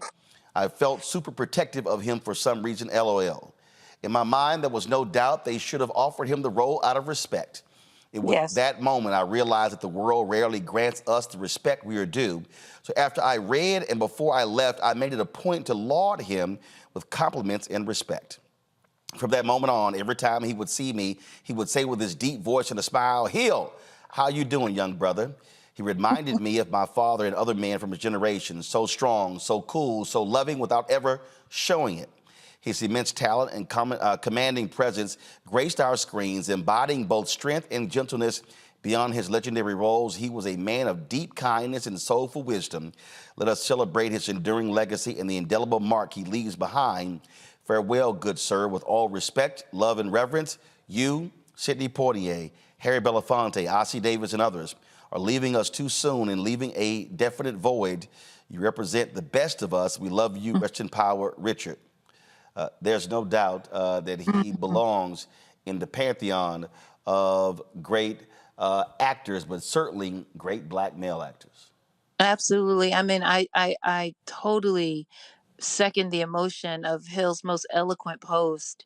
And it speaks to absolutely how I feel and how so many of us feel about Richard's contribution and about the grace and humility of actors like him and all actors having to we've never arrive. We always have to keep dancing for our due. And to think that like Hill said, this rinky-dink film would ask Richard Roundtree to come and prove himself once again is just such a dark mark on the system as it were, and just but also speaks to Richard's love of the craft and desire to continue to keep working. I mean, that's for sure the sentiment of many of us who want to stay in the business, who are determined to stay in the business for as long as we're alive. We're going to keep working as long as we're alive. I was just at an event with Richard Lawson and some others, and we were honoring Marla Gibbs. Yep. And it's that same kind of tenacity and resilience. And no matter how many times or how much tap dancing we're going to do, I'm here for it. I've got a story to tell. And I'm going to tell it. It's why I'm also encouraged by the next wave, this current wave of actors and creators who are taking all of the reins and saying, I'm going to write it, produce it, and star in it, and make the way so that we can respect our elders who've come before us and were offered the roles. I'm sure Richard was offered roles, just that particular one, perhaps not, obviously not, but it's just too far in between where we're really given the respect that we're due. Indeed. Vanessa Williams, I really appreciate it. Thanks. Yes, thanks a lot. Thank you. God bless. Appreciate it. All right. Folks, I'm going to show you one more Instagram post that I really liked. There was a photographer named Eli Joshua. And he actually, he posted this that I thought was, we have there in the control room, guys. So he posted this, and I thought it was really great there. He said, I was on the lot to shoot some prop photos on Being Mary Jane. I just so happened to walk outside, and there he was smoking in his name of the cigar. I contemplated, should I approach him for a photo because he was having some downtime to himself before his next scene. Finally, Mr. Roundtree, my name is Eli. I'd love to make your portrait. He said, absolutely. Where would you like me? I said, there is fine. Raised my camera. He glanced. I shot. He asked if I got what I needed. I said yes, but I really had no clue until I walked away and checked. I definitely got what I wanted. Thank you, Mr. Roundtree. Travel free and swift. When we come back, we'll chat with Michael T. Williamson, the actor. We'll also hear from Kathleen Bradley. Y'all know her as Mrs. Parker from Friday, as well as the cast of a Netflix show that he starred in, led by Tia Mowry. All of that next right here on our special edition of Roland Martin Unfiltered as we honor the life and legacy of Richard Roundtree, who passed away yesterday at the age of 81 due to pancreatic cancer. I'll be back in a moment.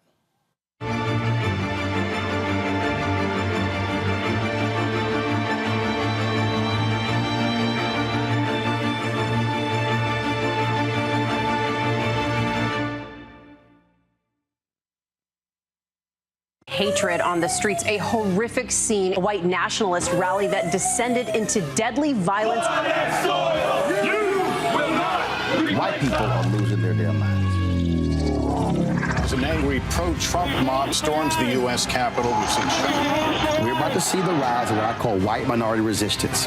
We have seen white folks in this country who simply cannot tolerate black folks voting. I think what we're seeing is the inevitable result of violent denial. This is part of American history. Every time that people of color have made progress, whether real or symbolic, there has been what Carol Anderson at Emory University calls white rage as a backlash. This is the rise of the Proud Boys and the Boogaloo Boys. America, there's going to be more of this. Here's all the Proud Boys, guys. This country is getting increasingly racist in its behaviors and its attitudes because of the fear of white people. The fear that they're taking our jobs, they're taking our resources, they're taking our women. This is white fear.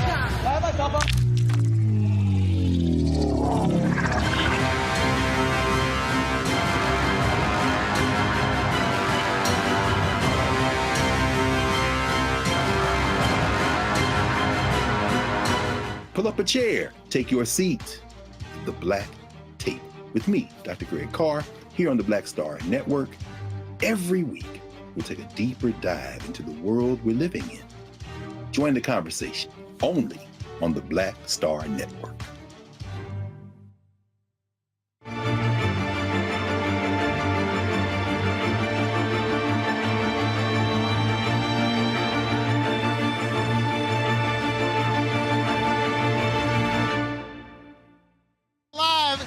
Richard Roundtree's 80th birthday party. For the folk who don't know, tell them who you be. I be Thelma Hopkins, and I work with Richard on Family Reunion. I play Maybelle. Now, you were telling me when y'all first met. Well, I didn't actually. Oh, okay. I didn't actually get to meet him first. First, I flew to California to do a little album called Shaft with Gordon Parks. So I got to sing on that. And then when I did meet Richard, I told him to look at the cover. And if he saw a little girl with bucky teeth and a bad Diana Ross wig, that's me. So if you have it, you can blackmail me with it. But I'm just so honored to be here to wish Richard a happy 80th birthday. I swear he told me he was 74. No. Line. He 80. But he a fine 80, I gotta say it. Well, look, it's glad to see you here. It's been great, folks celebrating him, and it's good hanging out, and it's good to see you. Well, he is an icon in this city, even for us who are in the same age category. Almost. So good to meet you. Likewise, I appreciate it. I love your show. I appreciate it. Hi, y'all. All right, thanks so much. Appreciate it. All right, y'all.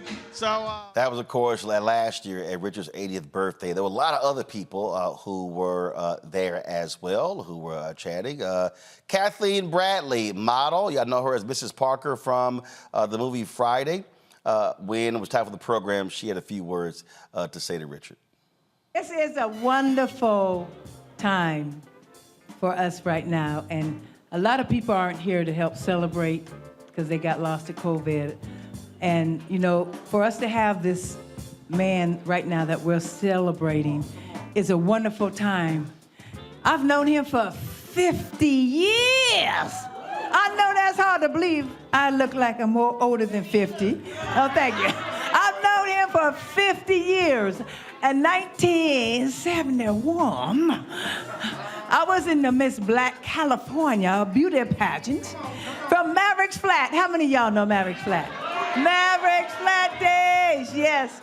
And he was one of the judges.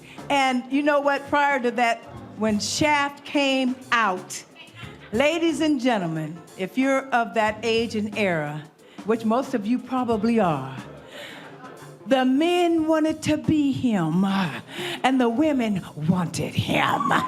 You look on that screen and couldn't help but get moist. Okay, that's the truth. Am I lying? Am I lying? Raise your hand, all right? That's right. And for him to be this fine black man, I ain't talking about yellow, I ain't talking about mocha, I ain't talking about, Well, yellow's good too now. I've been knowing him too, modeling days. But this fine black man with these beautiful teeth, he set such a wonderful, great precedence for acting, for men, for action, to let people know that we could do it. And we kept going back to see him in this role. He helped others develop this kind of action role, and people wanted to be inspired by him. He's a wonderful person, a longtime friend. His golf game ain't shit, but I love you! Love you, man! Thank you, Kathleen. Oh my goodness! No, stick with it. She walked over, gave Richard a big hug. He was over there in the corner chilling with Billy Davis and Jim Brown and others who were there. We lost Jim Brown earlier this year as well. Gabrielle Union, who starred with Richard in Being Mary Jane on BET, she posted this on Twitter, this tribute to Richard. Richard Roundtree had many recognizable roles, but I knew him best as Paul Patterson on Being Mary Jane. He truly was a transcendent actor through and through. R.I.P. Folks, also who starred on Being Mary Jane was B.J. Pruitt. I got a chance to chat with him at that birthday party, and he had a hilarious story he shared about Richard. Here it is. You doing? Everything good? So Richard wanted this live stream. I ain't here working. This is a favor. So folks out there watching, he got a family who couldn't be here, so we're live streaming it.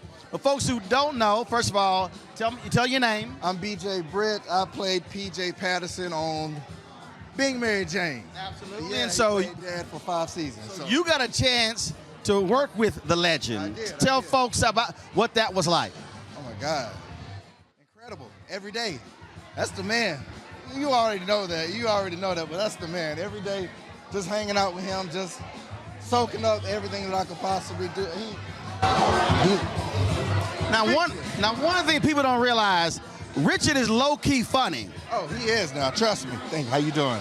Oh, he definitely funny. He a comedian, for real. He'll just, but it's quick.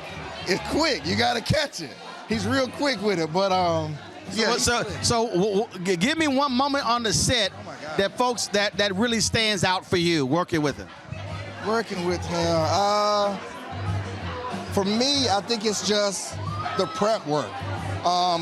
We were staying in the same hotel, so I'd come downstairs and I'd see him in the patio, out there, smoking a cigar, drinking his Gentleman Jack, going over his lines, and I'd be like, and I'd just come in front of him and just sit down, and he'd be like, oh. And I'm like, you want to run some lines? And then he'll just start spitting. I'm like, wait, I ain't got to that scene yet. So he already gone through it. He already go. He on it. I'm like, let me catch up, man. Let me catch it. He's still on it. How you doing? Good to see you, my man. Good to see you. That is too funny. Taraji P. Henson shared her thoughts on Instagram. Richard Roundtree played her father in a movie. She said, rest in paradise, hashtag Richard Roundtree, the original Shaft. Speaking of Shaft, Samuel L. Jackson, who took the mantle of Shaft, Richard Roundtree, had this to say on Instagram as well in a great post here. Sam, of course, first of all, Sam loves a doggone large caps. And so he's always writing in large caps. He showed his appreciation for Richard here, folks. And as you see it right there. And again, when you think about Sam Jackson, you think about, of course, following, you got Jesse T. Usher, who also played the role in the Shaft lineage, if you will. They all did so, both of them recognizing the greatness of Richard. Sam, again, said, Richard Roundtree, the prototype, the best to ever do it. Shaft, as we know it is and will always be his creation. His passing leaves a deep hole, not only in my heart, but I'm sure a lot of y'all too. Love you, brother. I see you walking down the middle of Main Street in heaven, and Isaac's conducting your song. Coat blowing in the wind, angels whispering, that cat Shaft is a bad mother. Shut your mouth. But I'm talking about Shaft. Then we can dig it.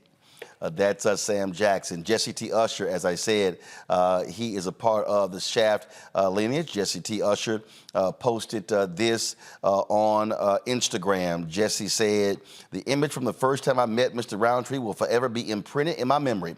He was standing across the way, conveniently propped against the base of a light post as a cloud of smoke from a cigar wafted through the air like a literal depiction of his aura, illuminated by the only light source in the lot, which was directly above him. Haha, absolutely legendary.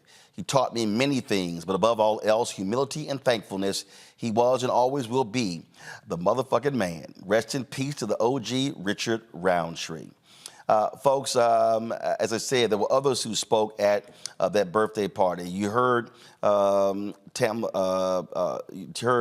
Hopkins talk about the Netflix show Family Reunion. Well, several folks from that show were there, including the actor Cameron Wright. This is what Cameron had to say at Richard's birthday party last year. Yeah, I just want to say something real quick. I've had the honor and privilege of getting to work with Mr. Richard for the past few years, and over the past few years, he's taught me so much. I've learned so much from him, not only how to be a good actor, but how to be cool, you know? So I just want to say, when I grow up, if I'm half as cool as you are, then that's a great success. I'm Meg Deloach, and this is Jordan James. We recently worked with Richard on a sweet show called Family Reunion. I have to tell you, I've been in the business a long time, and when it came time to cast the role of Grandpa, somebody said, "What about Richard Roundtree?" And I was like, "Oh God, please. That's not a possibility, is it?" And my dear friend Dawn, who's here today, said, "Let me make a phone call." And she got Richard to read the script. And I'm forever grateful because for those of you who may not have seen the show, he has such a strong, a powerful presence, as he always does. And he anchored our family. And I'm just honored that he chose to be a part of something that I created. And I love you, Richard. Thank you for all the graciousness and the greatness you brought to the show. And thank you for saying yes. Thank you for saying yes to Dawn. Yes! And I love you too. And Jordan wants to say, we love you and happy birthday. Bye. Here, folks, is actress Beverly Todd. Hi, Richard. I don't know if you remember. I hope you do. Remember Lincoln Heights? You remember Lincoln Heights? Do you remember that I was your wife in Lincoln Heights?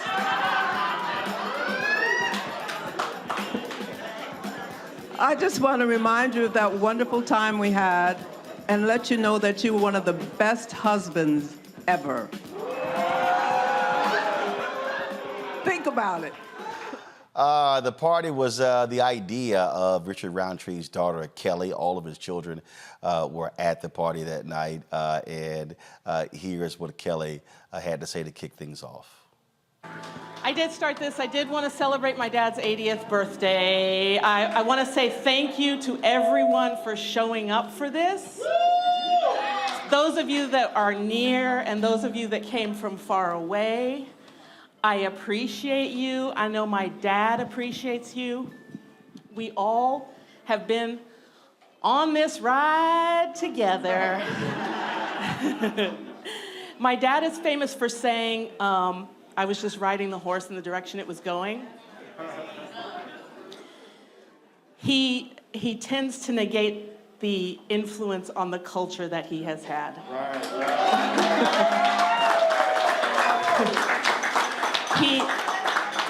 His life has been of the more extraordinary than the average life, and we're here to celebrate that life this evening. And I so appreciate that you guys have all shown up for this. It means a lot. It means that he has had an impact on all of us together and the culture. And I just want to say publicly here and now, I love you, Dad.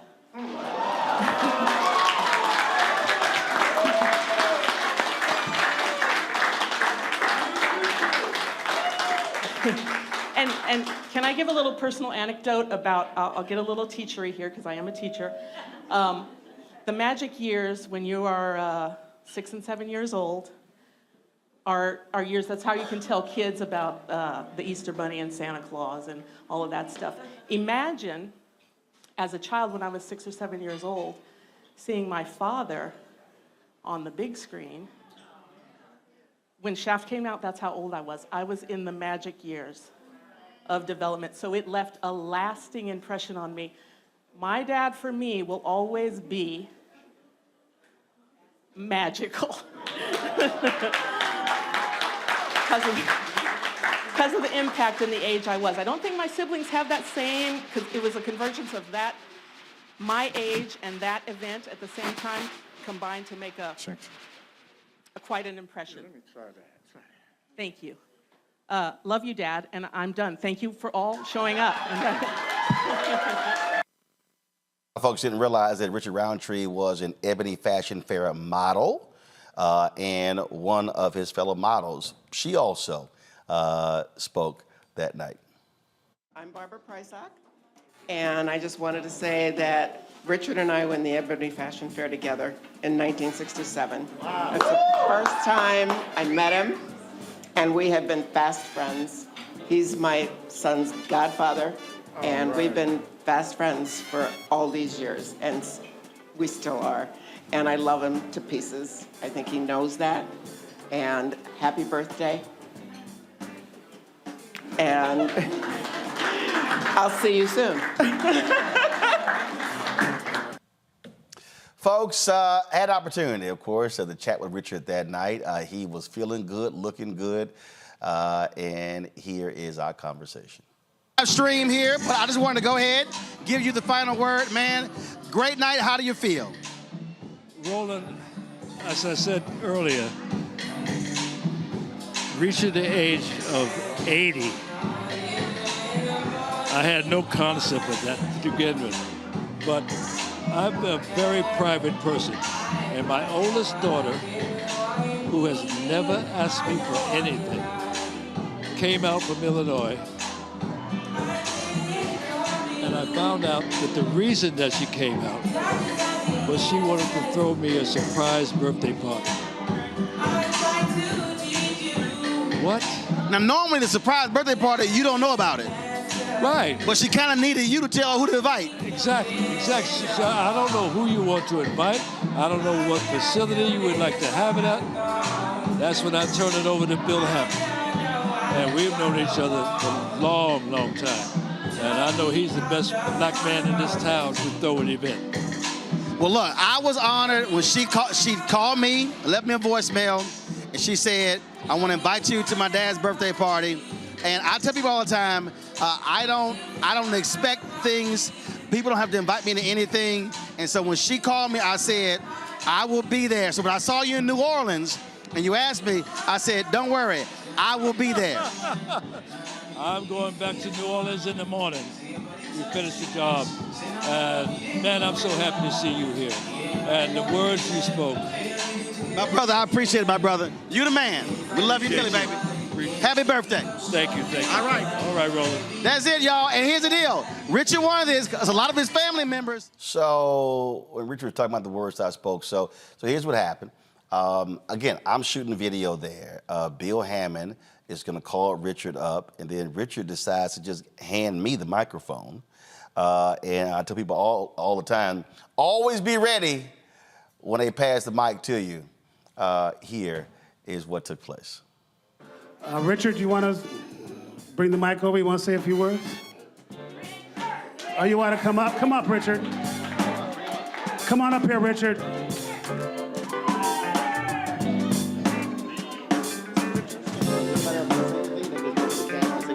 Yes. And after this, if everyone wants to say anything, say hi to Roland Martin. Roland came in and helped me. We're doing a live streaming. I'll give it to him. We're doing a live streaming, so if you want to say some words about Richard, and I want to give you a little friend to help you out up here with your speech. All right. Love you, brother. I'm going to hand the mic to this gentleman.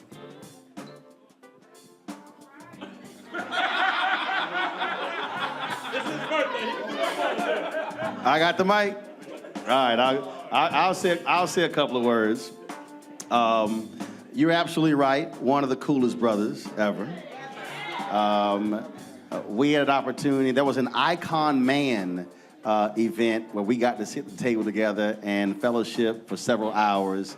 Have always loved him from afar. Then we had this great one-on-one interview where we talked about everything from family to his dad, having nothing to say about him getting shaft, growing up, his long history. As a black man, I've always used my platforms to affirm brothers. This is no disrespect to sisters, but typically when you see brothers on the air, they're praising their mothers. And very rarely do you see black men affirming other black men through television. And so the reality is what Richard has done through all of his various roles, whether we're talking about Shaft and then, of course, other television shows and movies, he has always represented the finest of black manhood. And so when you saw him on the screen, trust me, young men were watching him do his thing. And for those brothers who did not have brothers in their lives, that is important. Those movies and TV shows will be here forever. And so it's not just a question of what has he accomplished in his life. The reality is, as long as this nation and this world is here, folks will always be able to see the work and the art of Richard Roundtree and what it means to be a strong black man.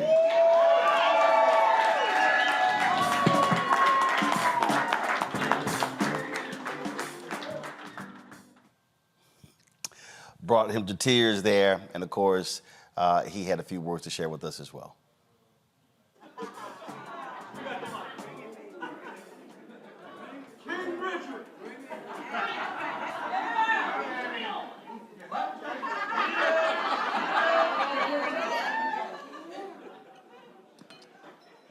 You know, there is so much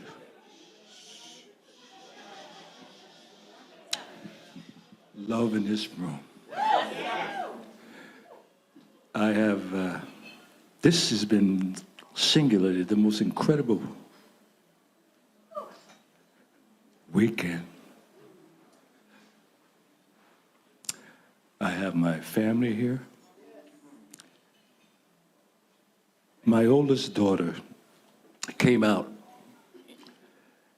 in April, I think it was, and I thought it was just another visit. She's going to spend some time with me and her brother and her sister-in-law and Ezra. But she was hanging around the house, and I didn't think too much of it. But she came into my office and she said, "Dad, I need to talk to you."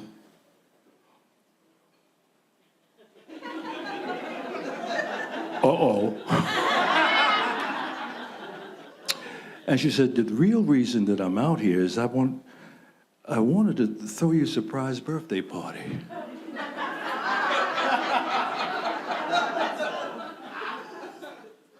When I got up off the floor, I said, "Really?" She said, "Yeah, but the problem is, I don't know who you'd like to invite, where you would like to have it, so I need your help." Okay. That's when Bill Hammond came into the picture. And Bill, as Bill said, we've known each other for a long time, and I know he does the best events. And I hooked them up, and they collaborated, and this is what you see. I am so over the moon of feeling all of this love in the house tonight. I appreciate you all for being here. And Roland, that was stupid.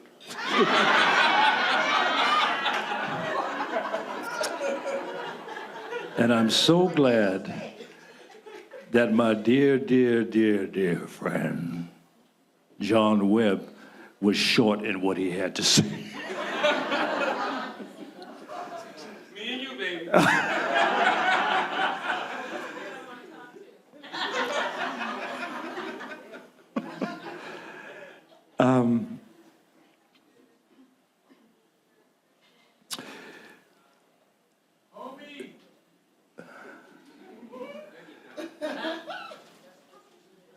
Tina and Patrick spoke briefly.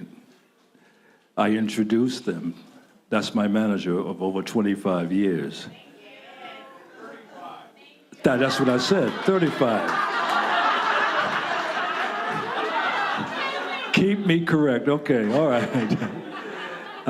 It's been an incredible journey, and I appreciate you, and thank you.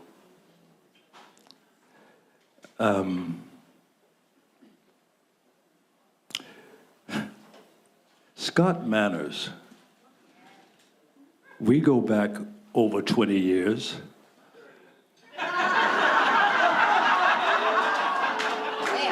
Okay, Scott, 30 years.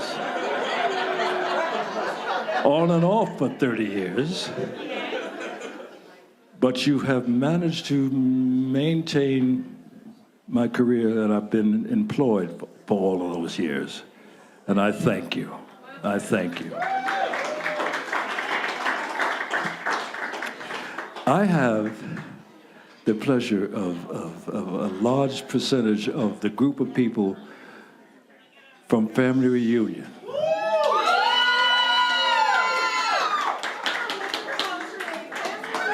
I tell you, the reason I was on Family Reunion, Dawn Mallory. And she called me up and said, you know what, there's a project that I would like you to consider. I said, consider? Meg, I talked to Meg, and she said, yes, I would like it. I'm aboard. And you guys,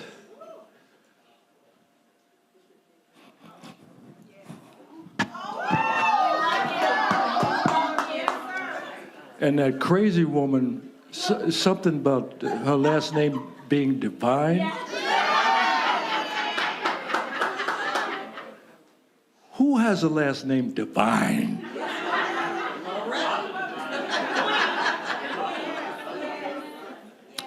She lives up to that name every single minute. And I would have liked to have seen her have a mic off camera.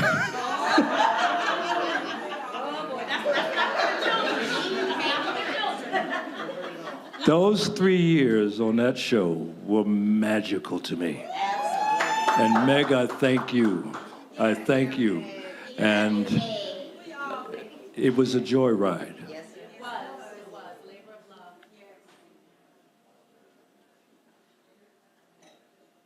I can't think of anything else to say.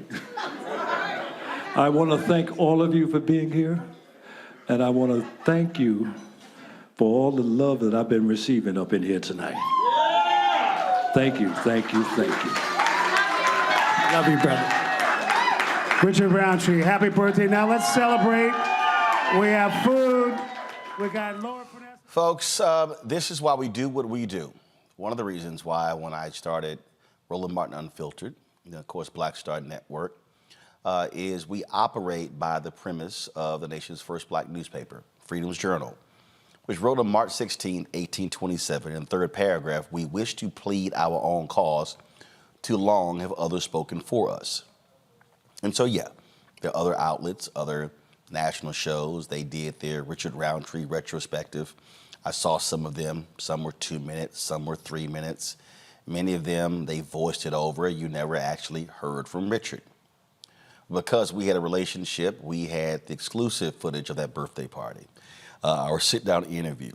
But we also wanted you to hear from all these different people who crossed paths with Richard Roundtree.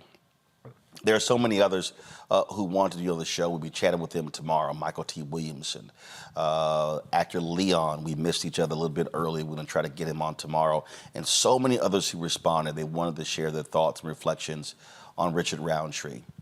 Because you've heard me say this, that if we do not have Black-owned media, then we're asking somebody else to tell our story.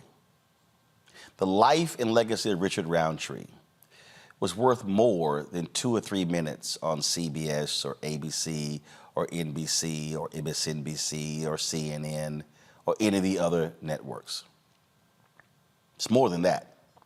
This is an opportunity for us to honor and cherish one of our own, to show them how we felt about them. We did that when he was alive. And I really hope our various organizations, the NAACP Image Awards, whether we're talking about the National Urban League, or we could go on and on, all these different organizations, I would hope that we are honoring our greats before they become ancestors. Let's not wait until they're 80 and 90 years old. Let's honor them a lot earlier. You heard Vanessa talk about Marla Gibbs. Marla Gibbs is still working. Marla Gibbs is one of the funniest people. Look how much attention Betty White got, magazine covers and on television shows. Marla Gibbs hasn't gotten any of that. But she is 90 plus years old. She is still doing amazing work. So our goal here is to be able to show them how we feel about them, because we don't have to ask permission when it comes to who we honor and how we honor them and how long we desire to honor them. So when you hear me talk about supporting this show, that's why. When you hear me talk about contributing, becoming a member of our fan club, that's why. Your resources helped us fly to Los Angeles and sit down and rent that Airbnb and bring in the crew and bring in the cameras and sit down and talk in that Airbnb with Richard and Sally Richardson Whitfield and Flex and Ray Chu and Trevor Jackson and so many others we talked to. And so this is why we have to fund our own as well. So I think probably if you add up all of these other networks and their tributes to Richard Roundtree, it likely won't even add up to 20 minutes. That's why we wanted to give him the time and attention that he deserves. We did it while he was with us, and we do it while he's an ancestor. If you want to support us in what we do, here's the way you do so. Check in money orders. Go to P.O. Box 57196, Washington, D.C. 20037-0196. Cash App is $RM Unfiltered. PayPal, R Martin Unfiltered. Venmo is RM Unfiltered. Zelle, Roland at RolandSMartin.com. Roland at RolandMartinUnfiltered.com. We're not done. I'm going to step away. We're going to all share with you the one-on-one Rolling with Roland interview that we did with Richard Roundtree, November 9th, 2021. It's an amazing conversation. It gets deeply personal. But we're going to end with this here. This was a drop, and we never even used it. And we're going to incorporate this into our drops, even though Richard is now an ancestor. He did one for us when we were in New Orleans at Essence Fest in 2022. Deeply appreciative. I want to thank all of you for watching this celebration of the life and legacy of the great Richard Roundtree. I'll see you tomorrow. No. Eric. Richard Roundtree, and you're watching Roland Martin Unfiltered.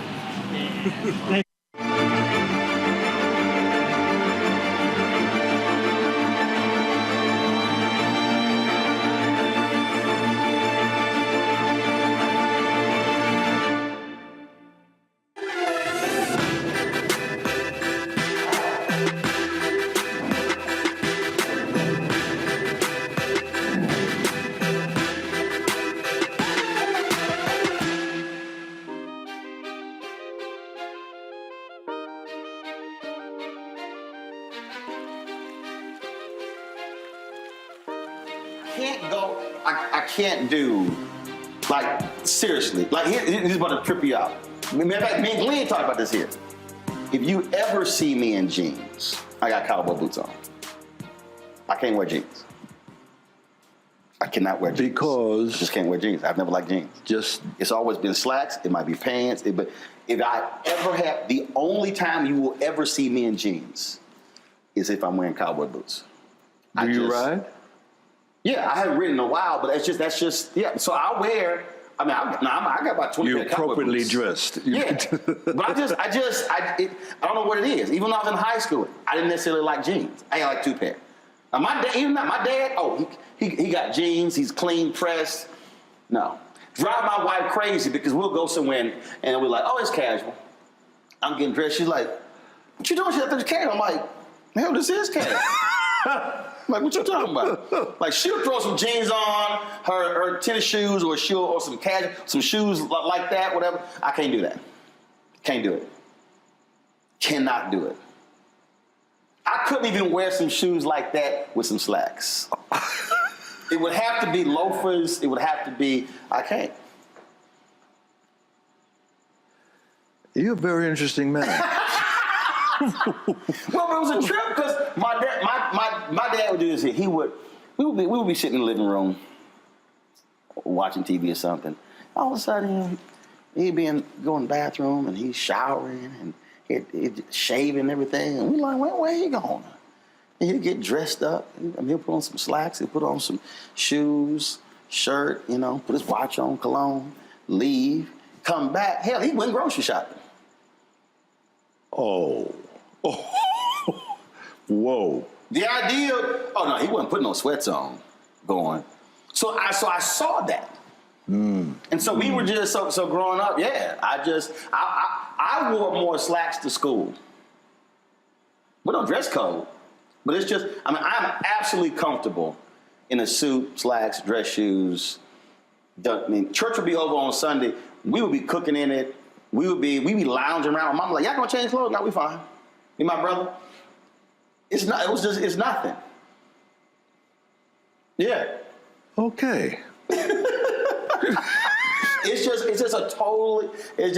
what I'm saying. So the idea of, because see, the thing for me that's about, I love watching old photos of black folks from the 20s, 30s, 40s, who, in the case of, especially the cats in Chicago, who came from down south, they would wear them overalls all weekend, but come Friday night, Saturday night, church on Sunday, they clean. And I love looking at these old photos or videos and black folks dressed to the nines. Not the casual. So it's just something about that. Our sense of style. But you know that was the whole deal. That was the whole deal with Shaft. Yeah, that's Gordon Parks. That's Gordon Parks to the bone. I mean, he is singularly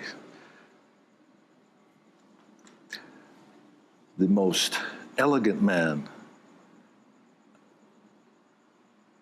I had the pleasure of knowing. I never got a chance to meet him. Sorry? I never got a chance to meet him. Oh. But everything, I've seen the documentaries and the books, it was all. He wrote a song that, what's his name? The minister who died, Don't Misunderstand. Gordon wrote that song. And it's the epitome, encapsulation of the Shaft character. But it's all Gordon.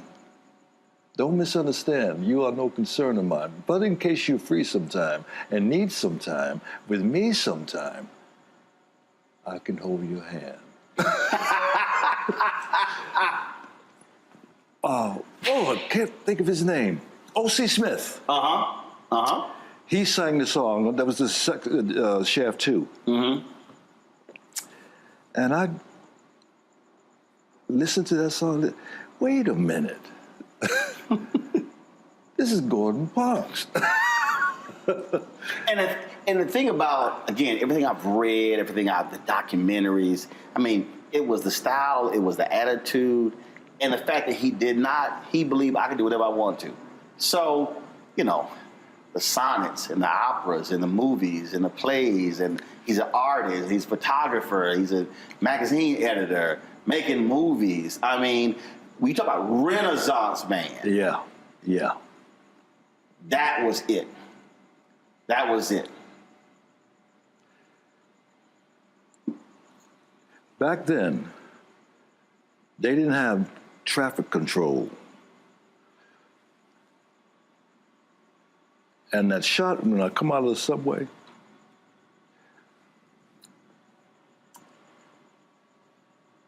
here's what I want you to do. We got a camera up there. We got a camera up there. And one other. When you come out of that subway stop, and I want you to cross the street, and I want you to own it. You feel me? No, he didn't say feel me. He said, you understand? Yes. Yeah, I want you to own it. So that crossing in that Broadway, that was improvisation when that taxi cab driver honked his horn. It was all in the moment. And I'm so proud of that because he gave me the license. Probably singularly, one of the best directors I've ever worked with. And I've worked with a lot. Mm-hmm. This woman who was directed me in Cherish the Day, sister, came very close. Young girl, young woman. She was magical. And she hasn't been in the business that long. Mm. But you remember the special ones. Mm-hmm. And you never forget the a-holes. Had a few of those as well. See, what I love about, first of all, everybody, people talk about black exploitation, and we'll get to that in a second. But what I think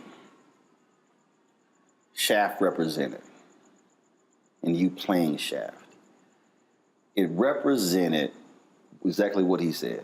Own it, meaning bring all of your authentic black manhood and don't apologize for it. Yeah. And I'm not casting any aspersions on even Sidney Poitier's movies or anybody else.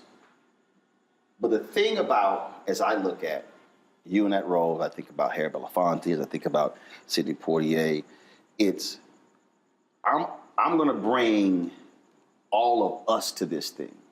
And America, and even a lot of black people are uncomfortable with full, authentic black manhood. That scares a lot of black people. Because because even we get scared. Oh, hold up, that's a little too much. Give me an example. Oh, I've experienced it. I think when to be an unapologetic black man scares black people because we have been so conditioned. We have been trained and then subconsciously accepted when we walk into the room, we ease into the room. And that if you walk in your fullness, when he said, own it, who this cocky, arrogant person? Yet mediocre white men go to many spaces like, oh, I belong here. And I think that is, and I've experienced where a lot of black people, you a bit much. Well, he not. Oh, but I am. Well, you're going to have to deal with it. And it's a very interesting, I think, and to see it on the big screen, this total badass, clean, women loved him, unapologetic. That, to me, is what it represented. I get what you're saying, and when I look back on it, Gordon's whole persona was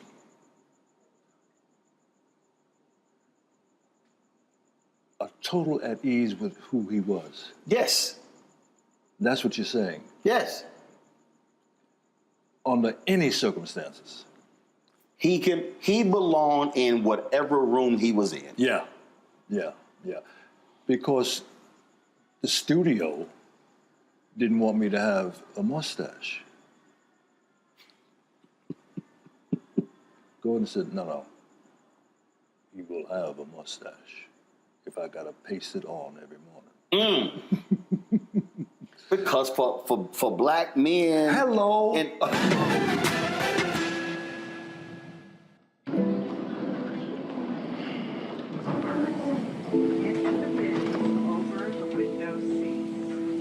These are the only bins that will accommodate larger rollerboards.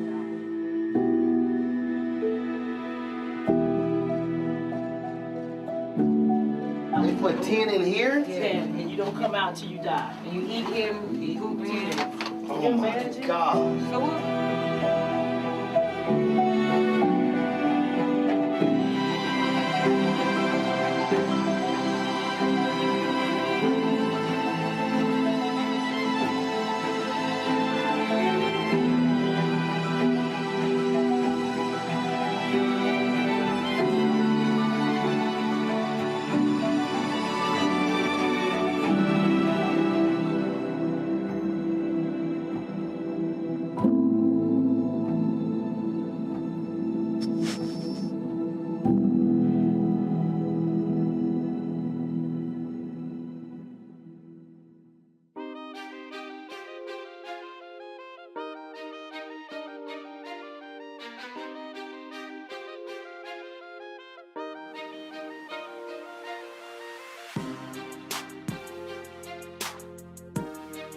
My brother's an alpha.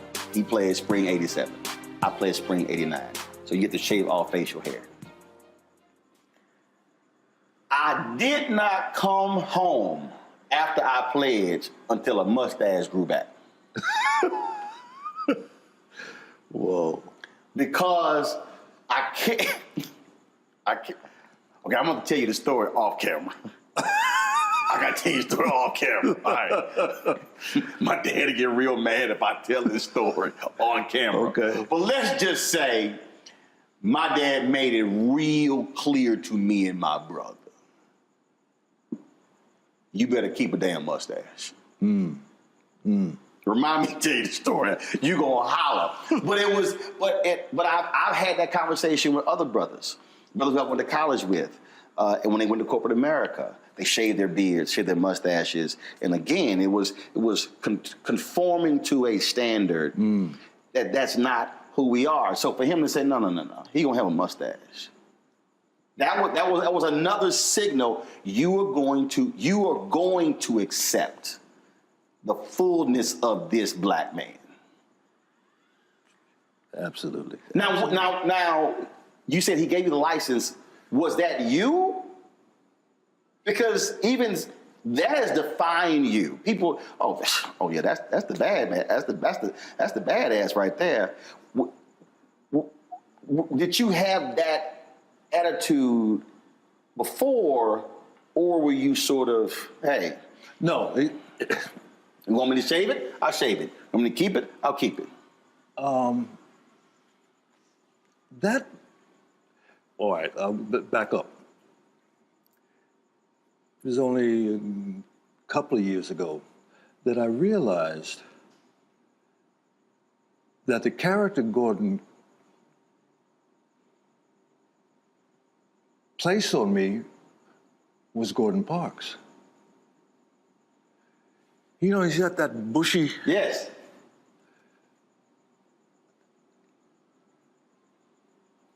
It's hard for me to even separate who he is from that character that was depicted on the screen. His mannerisms. I don't know if you remember, there was a scene where I'm looking for the gang leader the black band leader. I'm up in Harlem, and I'm knocking on doors and say, "Have you seen?" And he comes out. He did what's that old actor who always put himself in his movies? It doesn't matter. But he opens the door and got, "No, I ain't seen him. He owes me back money." And I looked at that. Wait a minute. That is Shaft. You can't separate the two. That's who he is. Gordon Parks. Clean, always clean. Always. Always. Always. I still tell the story, and I love when you told me this, how you used to get really upset that people kept calling you that. And your daddy said, I tell people that all the time. I talk about that story all the time. How your daddy was like, please. Basically, son, you tripping. Yep. A lot of people leave this earth not being known for nothing. Shut up. The reason I tell that story, because it's also the influence of a black father on a son. And I talk a lot about my dad. Mom has been in my life. They've been married 54 years. Great, wonderful.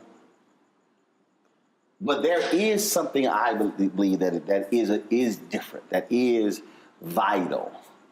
What a dad says to a son, trains a son, raises a son. What was your relationship? My dad, interesting man, deeply religious. I mean, we went from the Union Baptist Church till the church fell apart, and he got in with his sisters, Pentecostal. Later became a Pentecostal preacher. And it's the old thing of Sunday, he went to Sunday school, morning service, went home, and came back for BTU. All day experience. Yeah. He was a very strict man, to the degree in which my grandmother, Miss Lucy, lived to be 103 years old. If we did something in the neighborhood, the whole neighborhood knew. Mm-hmm. And she made us go out and get the switch. And she said, "You just wait till your daddy gets home."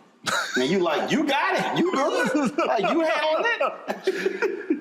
My dad would come home, and my brother and I'd be upstairs, fainting asleep. Never worked. No. Come on down here, boys. We're about to have a party.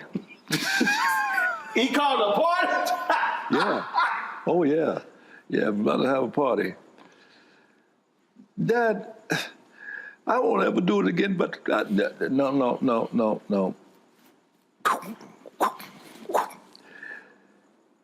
And I look at these kids today, my own kids. Right. Y'all don't know what you're missing. I told my nieces that. I said, y'all couldn't live in the household I grew up in. I said, y'all could not have survived. I said, you would be losing out of your mind. Because they had pushed me a little too far. And when I snapped, I said, y'all have no idea how close I am slapping the shit out of you. My dad, when he got upset, he couldn't talk.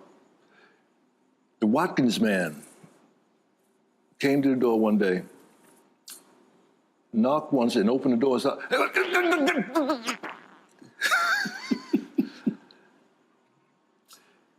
Funny story. Alternate summers, we would go to my dad's home in Thomasville, Georgia, and North Carolina, my mom's home. Dad wanted us to experience going to Florida. Thomasville is only about 20 miles from Tallahassee. So my cousin, my brother, my sister, my mom and dad, we get in the car, we go to Thomasville, to Tallahassee. And we pull up at this general store. And this white kid is riding a bike on the wooden planks in front of the store. And Terry gets out of the car and walks up to the kid, said, "Can I ride your bike?" And the kid look at him like, he didn't say anything. "Now come on, just have a ride." Terry takes the bike and is just about to get on it. And my dad come flying out the door, grabbed up Terry, put him in the car. I don't know how fast we got back to Thomasville. But you just don't understand. We are not in New Rochelle. We are in the South. We didn't know what that was all about. But to see him, we knew when he was upset. Right.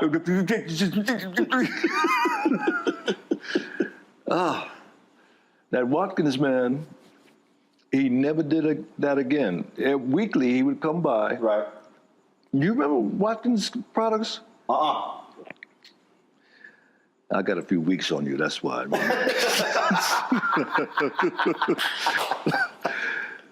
But that was part of the neighborhood. The Watermelon Man, the Good Humor Man, the Watkins Man. Weekly would come by, trying to sell hair products and Vaselines and everything. I had a pretty good growing up. How did you decide to say, all right, I'm gonna become an ebony model? No, I didn't get a vote on that. No, I was doing the Ebony Fashion Fair. Right. And Eunice Johnson, Mrs. Johnson, said, would you do an ad for us? And I was doing a little modeling in Manhattan prior to this. Very little. And I said, sure. I don't think I ever got paid for that. The Duke product. We were on salary, weekly salary with the Ebony Fashion Fair. 79. We're going to use you everywhere. How much was it? No, it was 79 cities in 90 days. Right. I don't remember what we were paid weekly, but I was sending that back because I was then married, had 2 children.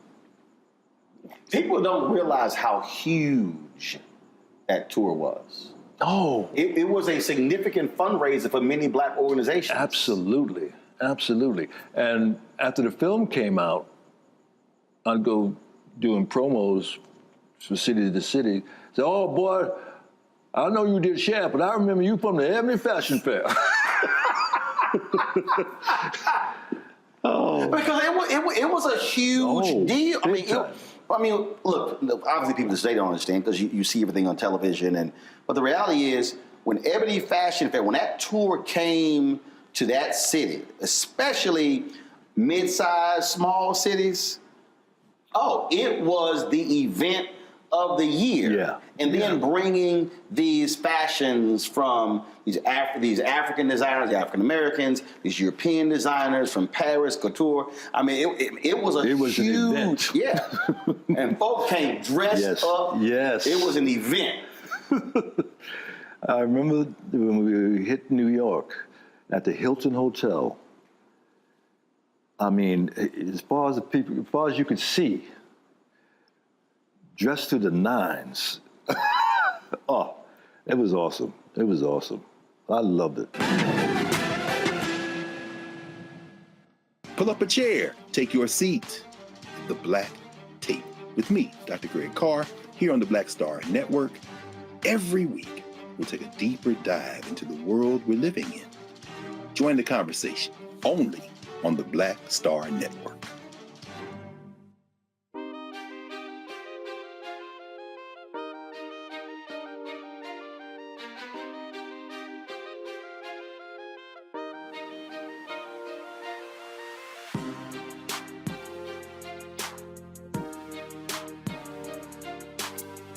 I lied to Mrs. Johnson saying that I'd done runway. We had dress rehearsal, more or less, in Gary, Indiana. And I'm watching the girls go out and they go in midway and turn around and go to the end, turn around and come back. I said, I can do that. Like they're still walking. But I can't do it like they do it. Right. To this day, I don't know what I did, but when I came out, went down to the end of the ramp, the place went crazy. Oh, I like this. That was a monumental moment for me. And it wasn't until I got out in California at the end of the tour, Cosby threw a party for the Ebony Fashion Fair models. And during the course of the evening, we got to talking. And he says, so what are you going to do now? Well, I'm going to become an actor. Do yourself a favor.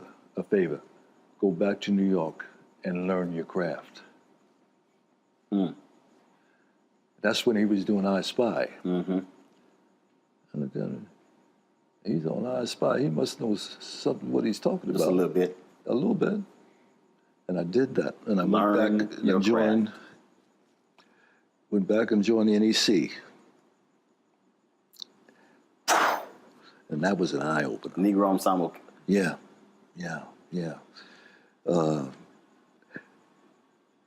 Robert Hooks. I finally got to be a participant in the company. And there's another funny story. It was a 3-hour play. And I only had one word in the entire show. Right! Esther Roll, bless her heart. She's sitting next to me, right? And I guess I'd zoned out, and she went, right! Just had one word. Every time I saw this woman, she said, you need a punch? I guessed it on that show once. Oh, Roundtree, you need a punch? But see, that phrase right there, I think, is the reason that is so important. Because it's crazy. Today, I literally had a conversation with a young woman, journalist. And it's interesting because I have more sisters who reach out to me for advice and counsel on their career than brothers. It's very interesting. The sisters are like, yo, they will soak up the knowledge. Very few brothers call. And she called me, and we were talking, and I said, lost the last job, the last 2 jobs. BS with both. I said, look, get in. I don't care. I don't care about other people. I don't care about their own drama. I said, focus on your skill set. Focus on your weaknesses. I said, identify all your weaknesses. Focus on that. I said, don't focus on your strengths. I said, because your whole goal is to take away if anyone's doubting what you can do, remove all your weaknesses. So minimize them as best that you can. And it's amazing how many people don't focus on the craft. It's not who sees you in airports. It's not who sees you. Because then they always go, man, I want to do what you do. But do you want to do what I did? Yeah. And that's the craft. That's literally watching, for me, watching the video and playing it back. What was your hand position? What were your facial expressions? What did you look like? Were you going to sleep? Were you bored? How were you sitting? How were you asking questions? Studying the craft. And it's amazing how many people in numerous fields don't really think about it. Seems to me that most people want to jump. Oh. You know, it isn't about the path. It's about the highway. Because the path that's actually what you grab onto when you go into a headwind. That's the thing that I use this example of Bishop T.D. Jakes. I said, if you focus on Bishop T.D. Jakes of the Potter's House and you ignore the Bishop T.D. Jakes who was digging ditches in West Virginia, whose wife they want food stamps, I said, then you can't understand the Bishop T.D. Jakes at the Potter's House. Lionel Richie said, when B.B. King died, interviewed Lionel Richie said, Lionel, you cannot write the blues in the back seat of a limousine. Whoa. That's the journey. Yes. That's the journey. It's time to be smart. Roland Martin's doing this every day. Oh, no punches! Thank you, Roland Martin, for always giving voice to the issues. Look for Roland Martin in the whirlwind, to quote Marcus Garvey again. The video looks phenomenal, so I'm really excited to see it on my big screen. Support this man, Black Media. He makes sure that our stories are told. See, there's a difference between Black Star Network and Black-owned media and something like CNN. I got to defer to the brilliance of Dr. Carr and to the brilliance of the Black Star Network. I am rolling with Roland all the way. Honored to be on a show that you own. A black man owns the show. Folks, Black Star Network is here. I'm real revolutionary right now. Roland was amazing on that. Stay black. I love y'all. I can't commend you enough about this platform that you've created for us to be able to share who we are, what we're doing in the world, and the impact that we're having. Let's be smart. Bring your eyeballs home. You can't be Black-owned media and be scared. You dig?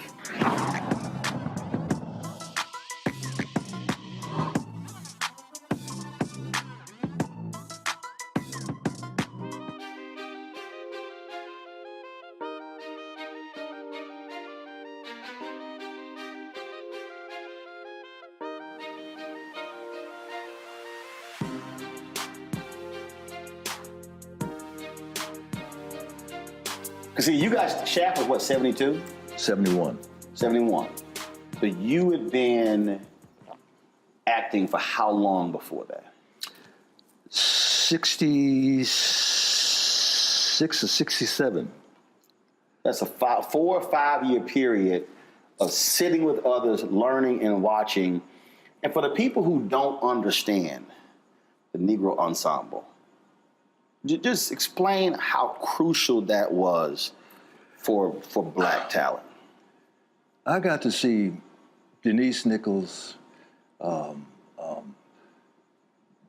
brother who was in Shaft, Moses Gunn, the brother who won the Academy Award for Soldier Story. Howard Rollins. No. A Soldier Story. No. You mean Officer and Gentleman? Yeah. Not no gossip. No. A Soldier Story. He won it for Soldier Story. He was the sergeant. Oh, he was nominated. Raspberry Boys. Yeah, I know. You made me feel better. I know, the Raspberry Boys. Yes. Because he didn't hit, because he did a whole bunch of, he didn't win the Academy. Adolph Caesar. Because he did, and see, even when we talk about the journey, that hit, but people didn't realize, all of those movies, he did the voiceovers for the trailers. Wow. All of those, a lot of the black movies that he was the voiceover guy, and that's what he did all those years until A Soldier Story hit. Wow. He was toiling. Yeah, and it was so the movie trailers, anytime you watch all them Bruce Lee films and the Kung Fu films and all of those black movies in the 70s, early 80s, it was Adolph Caesar's voice. What a voice he had. Roscoe Lee Brown. Another voice, another great voice. Very erudite. He was... Oh. I did a film with, they used to tour together and do Shakespeare readings. Man, I can't remember.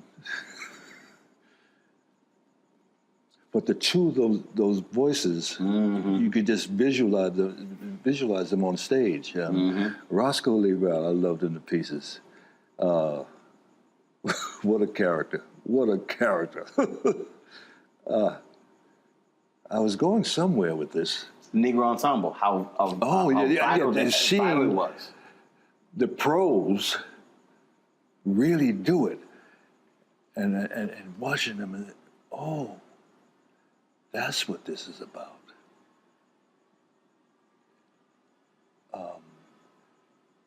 And I finally got into one of the performances, as I said, but I was trying to do modeling at the same time. So doing breaks, I would go do go-sees, what they call go-sees, go to different photographers and show them your portfolio, yada, yada, yada. And I'm sneaking back in one night. Robert Hooks called me, hey, Roundtree, you got to make a decision.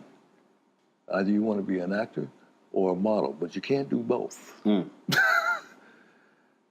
That's when I started driving a cab in New York. Did that for 2 years. Driving a cab to allow you to be able to make some money, family, to pursue this acting thing. Absolutely. I remember I was dropping people off at Sardi's. And I said, one day, I'm going to be dropped off at Sardi's. I'll never forget. I had a fare one night. Woman and I drove, and she asked me. You had a fare one night. Yeah. Those of you who are listening and watching, he did not say, I had an affair one night. F-A-R-E, not A-F-F-A-I-R. See, I pay attention. Let's not get it twisted. I pay attention. And she says, what are you going to do? And I said, I'm going to become an actor. Dissolve come up again after the film had come out. I'm in Manhattan. And I don't know what this meeting was about. But she says to me, Richard, you won't remember this, but I was in your cab one night, and you told me that you were going to become an actor. She was in marketing for some BBD, or whatever. Right. Wow, really? And it came true. And that night at Sardi's, this was after Gordon told me that you got the role. I was in the telephone booth on 63rd and 3rd Avenue, across the street from Bloomingdale's. And that's back when you had to call in to see if you got messages. Right. Message was, call Mr. Gordon Parks. So I'll get in the phone booth, and I drop my coins in and dial a number. And Gordon picks up the phone. Yes. Mr. Parks, this is Richard Roundtree. Oh, yeah, yes. Well, you know, it looks like you got the role. I didn't know whether I'll go blind. First of all, looks like, did I get it or not? Really? Okay, wait. You can't tell anyone because it's the end of the year to get lost in the press. We're going to announce it after the first of the year. Can I tell my parents? Oh, of course. Hung up the phone, and I'm walking around town, and my fellow actors and models think, hey, you know what? Tree, I think I might have gotten that role. You hear this 2 or 3 different times. Right. You're like, did he come? Well, wait a minute. Was I dreaming that? Or then Gordon calls me up. I call Gordon, and he says, we're having the press announcing you are the Shaft. You are Shaft. At Sardi's. Wow. Wow. I get in the limo, and when I pull up at Sardi's, oh, Lord. What we used to call, I'm shitting in high cotton. Yes, in high cotton, yes. I get out, and all the press is there, and the actors, and I walk in, and Gordon announces, yes, this is Richard Roundtree, and he's going to play the character Shaft. Oh, magic. I got to share this with you. Miss Lucy, my grandmother,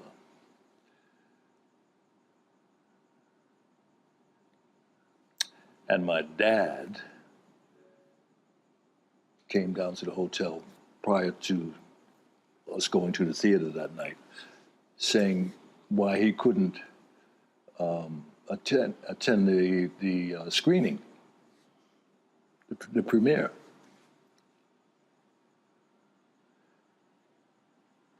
Okay. My grandmother, my mother, and my sister and I go to this biggest night of my life. Right. Big lights, paparazzi, the whole nine.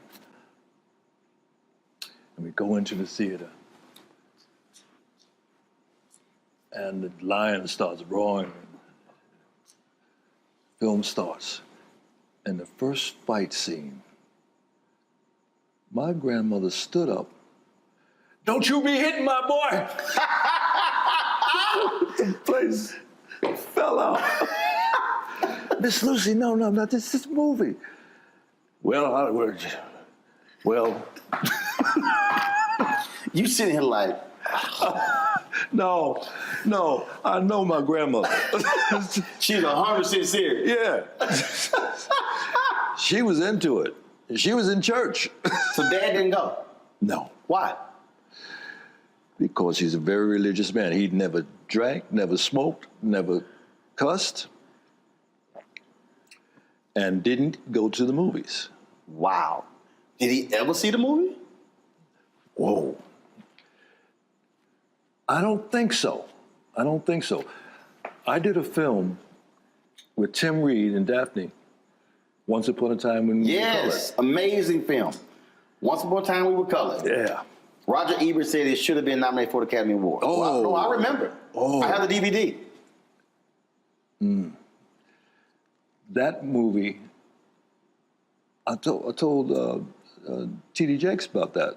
No, he was in the audience when I acknowledged the fact that one of the great moments in my life. Let me back up. My dad was out here visiting me one summer, and I sat him down and said, Dad, I want you to see something. And he sat there. And I'm sitting here. And when the film ended, well done. Ooh, I still get chills. Roland, that was a moment. The first time he ever said anything about what I was doing. I've been all over the world. People. But that moment, oh! Johnny Roundtree said, well done.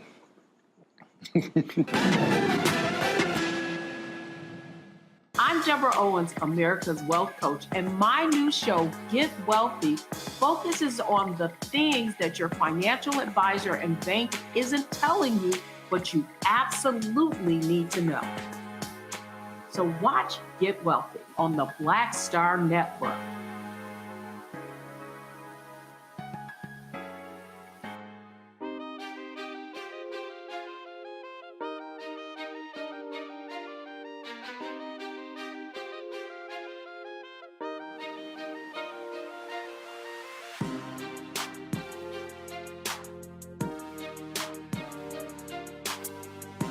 There's something special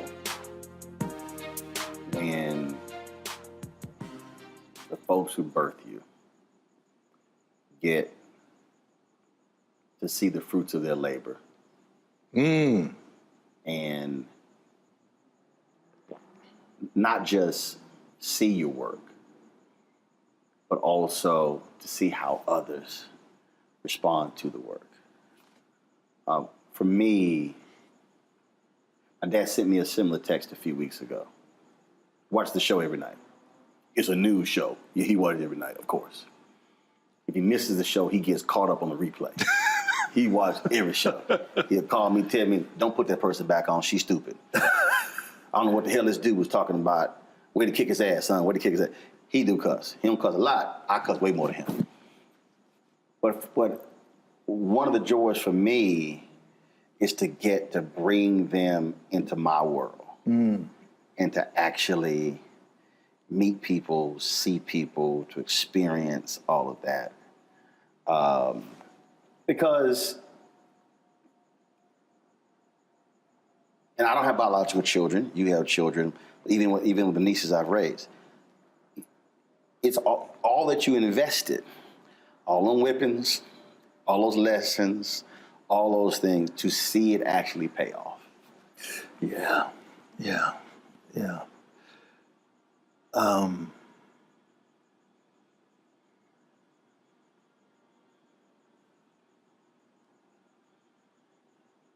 I can't say that I've experienced that with my children. To my dismay.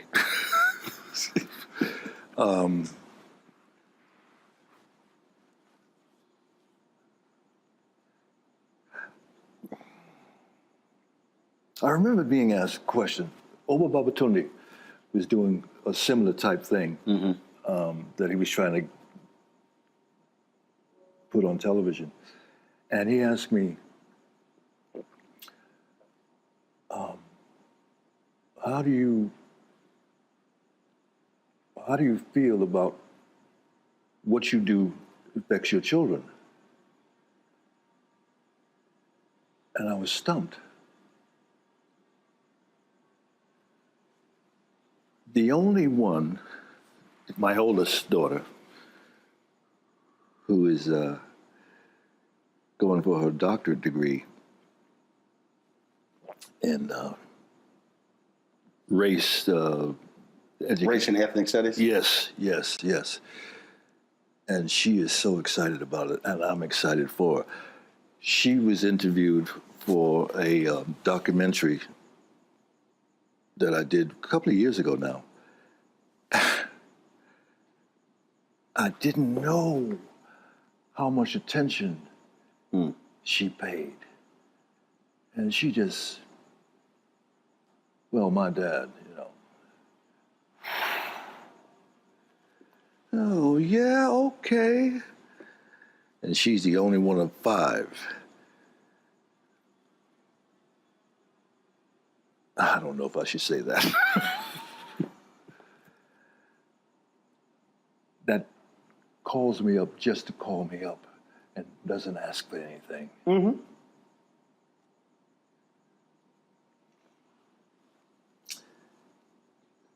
Can you tell I'm a little pissed off?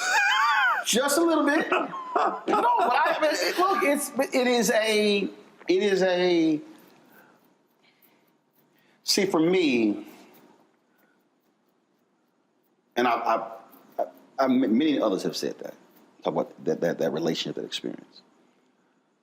So we lived 8 blocks from my maternal grandparents. So I was with my grandmother, grandfather every day, almost first 15 years of my life till my grandfather passed. So the Catholic church we grew up in was founded in the living room. Nearly all our family went there. Every Sunday, it was 30, 40, 50, 60 people. Was it what? It was 30, 40, 50, 60 people at their house. I mean, because they had 8 children, 42 grandkids, like 70, 80 great-grandkids, like 120 great-great. I mean, just a huge family. So family matters. And when I talk to people, like it's amazing when I talk to folks and they say, yeah, I haven't seen my brother in 12 years. I haven't talked to so-and-so.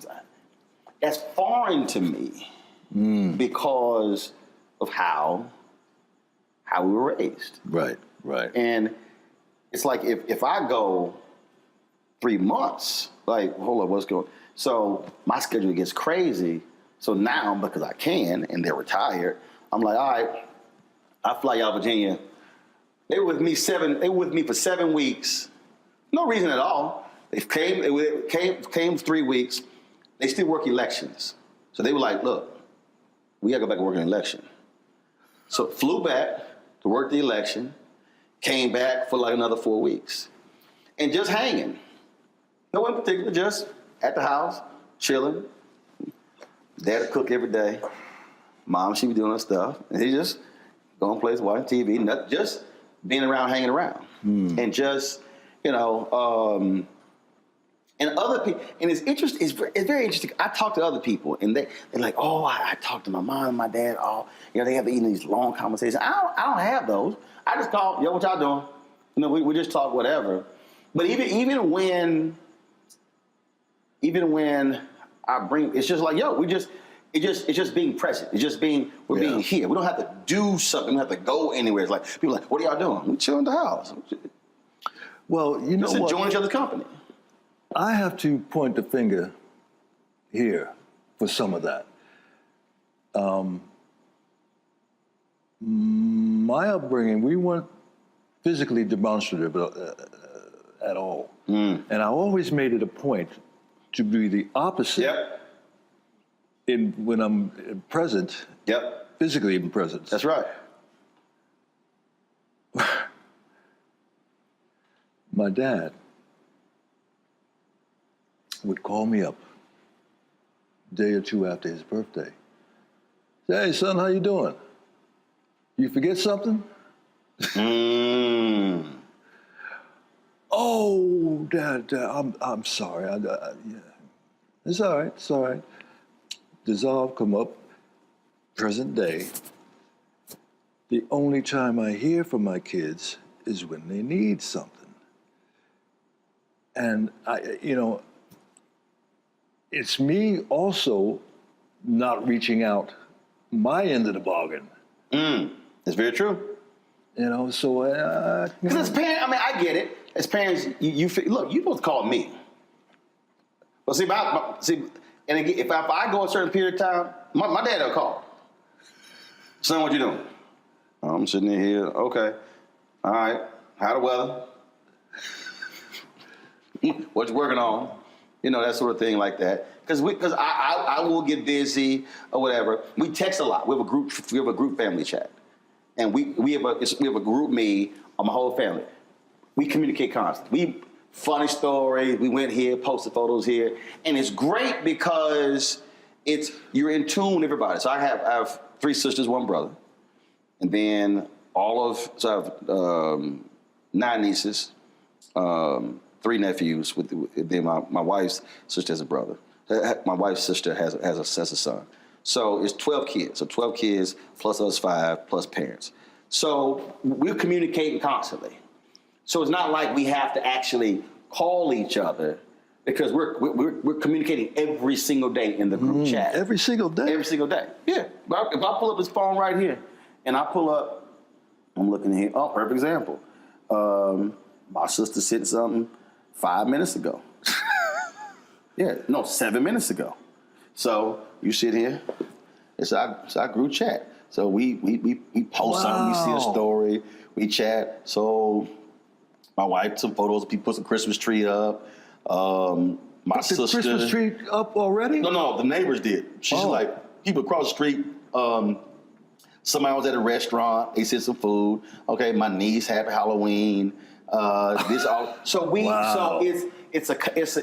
so we use technology to act, and then my grandmother and my grandfather, my maternal grandmother and grandfather, that family just created. We were on a group text. We just created that chat as well. So we are sitting here because you can't call everybody. I mean, like I said, a huge family, you can, but it's our way of just being able to communicate and talk with one another and share with one another. And that way you're keeping up. So like my nephew got engaged, boom, photos are posted on there. We saw it there as well. But that's the thing. And it's interesting because early this year, so I had an aunt who passed away, my Aunt Betty, my mom's oldest sister. And I was on the group text. I said, why aren't we getting together like we used to? I said, I understand COVID. And I said, we should not be doing get-togethers at funerals. Should not what? Be doing get-togethers at funerals. I said, because when somebody dies, if you have no memories to discuss because you never got together, shame on those who are here. And they were like, well, there's an annual event they have at the Catholic Church we grew up in where they celebrate the founders. I said, that's March. Why? I said, can y'all tell me why we gonna wait 9 months? I said, why are we waiting 9 months to get together? And as I'm saying this, my aunt, the second oldest sister, she dies within 6 weeks. So we go back for the funeral. And so I just told y'all, because at the end, one of my cousins, she died at 50. So we've lost 2 aunts and a cousin in the span of, like 4 months. I said, y'all, don't wait for March. So we're doing a Thanksgiving. I said, y'all, we literally grew up seeing each other every weekend. I have no memory of spending the night at a non-family member's house. I had too many cousins. I literally didn't have friends growing up. Wasn't no room. You invite no friend to the house for dinner. It's 42 cousins. Ain't no room. So, and so I said, y'all, why are we waiting? And I think what COVID has done, I think COVID has taught a lot of people why doing get-togethers are important. Why just, I haven't done it in a while, but when I used to come out to LA, I would do these dinner parties. And it was just, I said, y'all, I can't eat lunch with everybody. I can't eat breakfast or dinner. So let's just do a dinner party. And if you're in town, you're in town, wasn't no dress code. You want to come dressed, you want to wear jeans, you want to wear shorts, it don't matter. They were like, well, I said, And it was all by text message. So it was literally, yo, I'll be there next week. We're going to meet at so-and-so's crib. You can make it. And then it'll be 60, 70, 80 people. And I call them. 60, 70, 80 people? Yes. You got to understand, I told you. That ain't nothing for me. We could cook for 60, 70, 80. Because that was an every weekend get-together with my family. So that's like, seriously, nothing. I had a party at my house, and they were like, how many people you invited? I said, man, about 100. They were like, oh my God, 100. I was like, y'all, that ain't a lot of people. You're like, well, how you cook for 100? I was like, easy. Big ass pot of gumbo, big ass pot of crawfish etouffee. I'm like, what's it? Because that's literally how I grew up. But it was the point of fellowship, seeing each other, having fun, for no reason at all. Didn't have to be somebody's birthday or holiday. Richard ain't lying. This is how it would start. It's Tuesday night, school night. And again, we live 8 streets down from my grandparents. Somebody might drop by my grandparents' house, see them. And they come by our house. All right, come in. The phone ring. Hey, what y'all doing? Oh, we're just sitting there talking to Lurdy, my aunt's, my mama's sister who just passed. Oh, really? Okay. What y'all, I'm gonna swing on by. All right, so they come on by. Then all of a sudden, they might call somebody. Yeah, I'm about to swing by Uncle Reginald and Auntie Melda's house. Oh, really? What y'all doing? Oh. Well, Wow. next thing you know, 8 people, 12 people, it's 15 people. And well, hell, we hungry. So, mama go cook something. Dad might be behind the bar playing music. We got school the next day. Man, this thing done turned into a family get-together. It's 20, 25 people on a Tuesday night. And we sitting here laughing, they drinking, eating, we doing all sort of stuff. Folks might break some cards out, whatever. And it turned to an impromptu, whatever, no reason get-together. Those are the memories that we have when we reflect later in life. Oh, remember that night? Or I came by, or just get... We had them all the time. They were... When I say it was a huge part of my entire upbringing, that was constant. The only time we had people at the house was on Sunday between services. The preacher, Reverend Hooper. Ooh, Reverend Hooper. Did he get to sit at the head of the table? No. That was Daddy. Yeah. Yeah. And the bad part about it, with either my dad or Reverend Hooper would say blessing. And we looking at the food. And you like, I should have eaten a snack before this prayer. Yes. Oh, that went on. And we'd have my cousins there because my dad was pretty much the father to my 3 cousins. They call him Dad, as a matter of fact. That was the only time I could point to that even smacks at what you're talking about. It was, so for us every Sunday, it's my grandparents' house. It was so many of us, man, we would, summertime, my grandfather used to coach his sons and all the boys in the neighborhood to play baseball. So we had family softball games.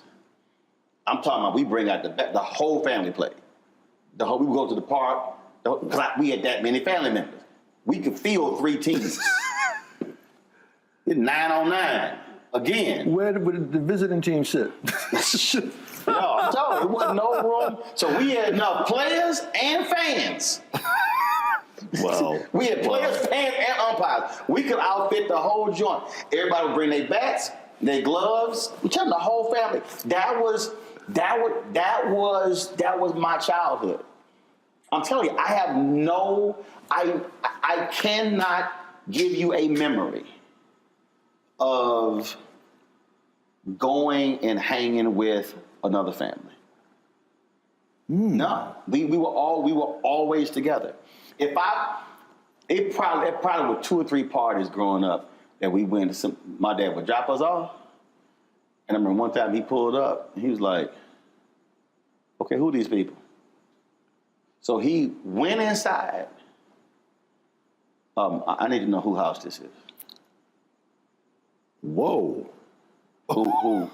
Y'all gonna be here? Cause here's the whole deal. If he saw folk outside and they were drinking, he was like, "Yeah, come on, we all getting down." I'm telling you, I know it was like, okay, so y'all the adults, okay, this your house? Y'all gonna be here the whole time? Okay, I just want to make sure that they're gonna be adults here who are.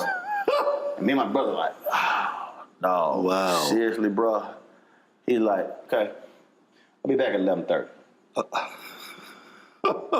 Bro, wow. Give me that look. Oh, that was probably I had a couple things. I mean, you grow up, you know, I'm just gonna leave him alone. Because him crazy. Like, just gonna, some people want to try their daddy. Mm-hmm. Nah, we weren't gonna go there. We gonna go there. Hi, I'm Dr. Jackie Hood Martin, and I have a question for you. Ever feel as if your life is teetering and the weight and pressure of the world is consistently on your shoulders? Well, let me tell you, living a balanced life isn't easy. Join me each Tuesday on Black Star Network for A Balanced Life with Dr. Jackie. We'll laugh together, cry together, pull ourselves together, and cheer each other on. So join me for new shows each Tuesday on Black Star Network, A Balanced Life with Dr. Jackie.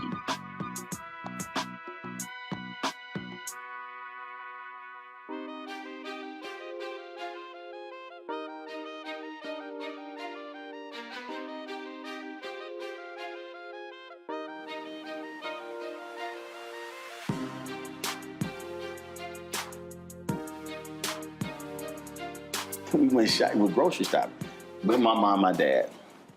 And it was a Walgreens next door. So I was coming back. I hear these two white men say, let's go get that nigga. Say what? Let's go get that nigga. And I hear it very clearly. I was like, oh, shit.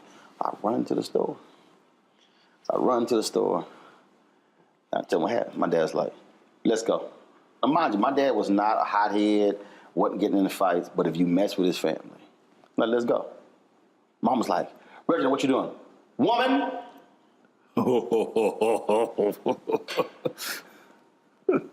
We ain't having this conversation. Look at me. Let's go. I'm looking at him like, where the hell we going? Like, I'm not trying. We walk out the grocery store. It was a Kroger. Hanging right, going to the Walgreens, going up the aisle. That them? No, they ain't them. Next, is that them? No. That's them. Walk straight up. Excuse me. Tell them what you just told me. I'm like, And then I tell a story. No, sir, no. We we're not talking about your son. No, we were just, that was another guy we speak. He was like, so you two had nothing to say to my son. I'm just checking. Y'all have a good day. That's when I was like, this Negro crazy. I am not going to be trying him at April. That's straight up what happened. Richard is not the craziest thing. We went to go visit my grandmother for Kansas City. And my grandmother left when he was a child, when he was a newborn, because she was being physically abused by his dad. So my dad was born in 1947. He did not meet his mother until 1980. And he was looking for her his whole life. Finally found her. Very emotional when she called. So she first came to visit. So high school seniors, this is 1987. So 86, this is November 86. So we're going to Kansas City. And I worked at Steak and Ale, only to make enough money to buy my class ring, my high school class ring. So I told them I can't work Thanksgiving. Like, well, you got to work. I said, look, we got a family trip. My dad's like, damn that job. He said, Steak and Ale, that's slave in hell. You are not staying home. Because first of all, he like, you ain't staying home and we gone. You come to I'm going to Kansas City. So I came back with no job. They said, you fired. All right. So I go and get my check. It's like, look, we busy tonight. We ain't got time to get you a check. I come outside, I was like, now I know what's about to happen. I was like, knock on the window. They ain't giving me their check. Cars running. Shit. Car, window up. He got his boots on, and he got his jeans on, and he got his cowboy hat. Man, we walk in there. We walk up to the, you'd imagine? No. I'm just the hostess. You want the manager? I go get the manager. He's like, go get the manager. Dang. So, the manager comes up. He comes up like bouncing. So how can I help you? He got his hat. He's twisting it slowly with the brim. I understand y'all not gonna give my son his check.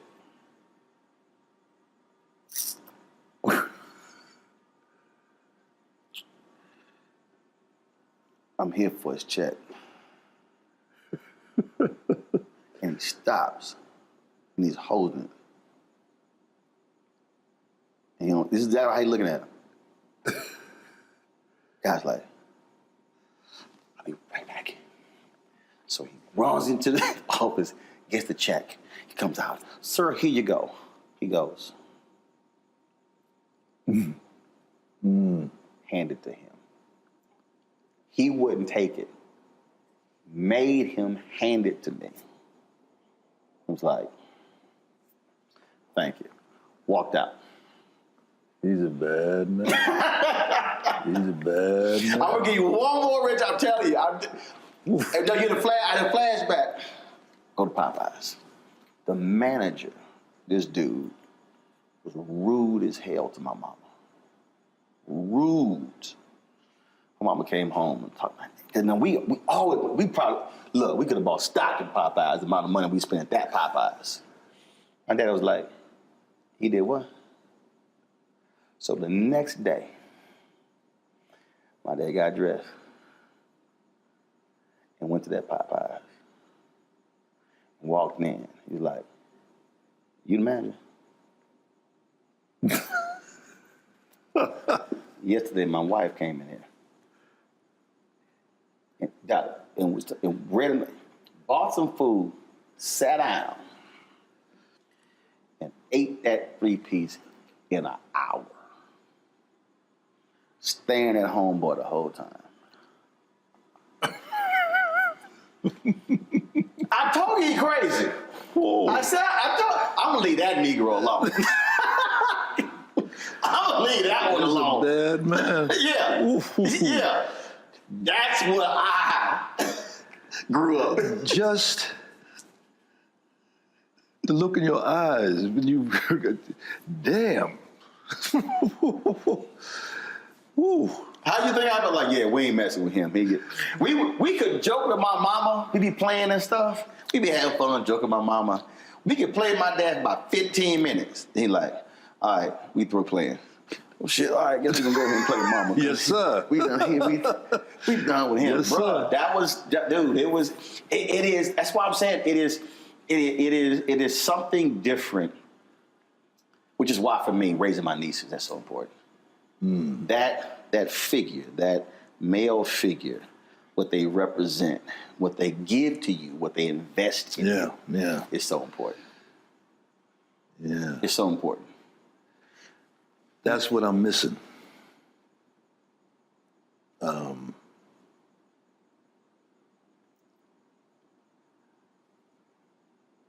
too soft.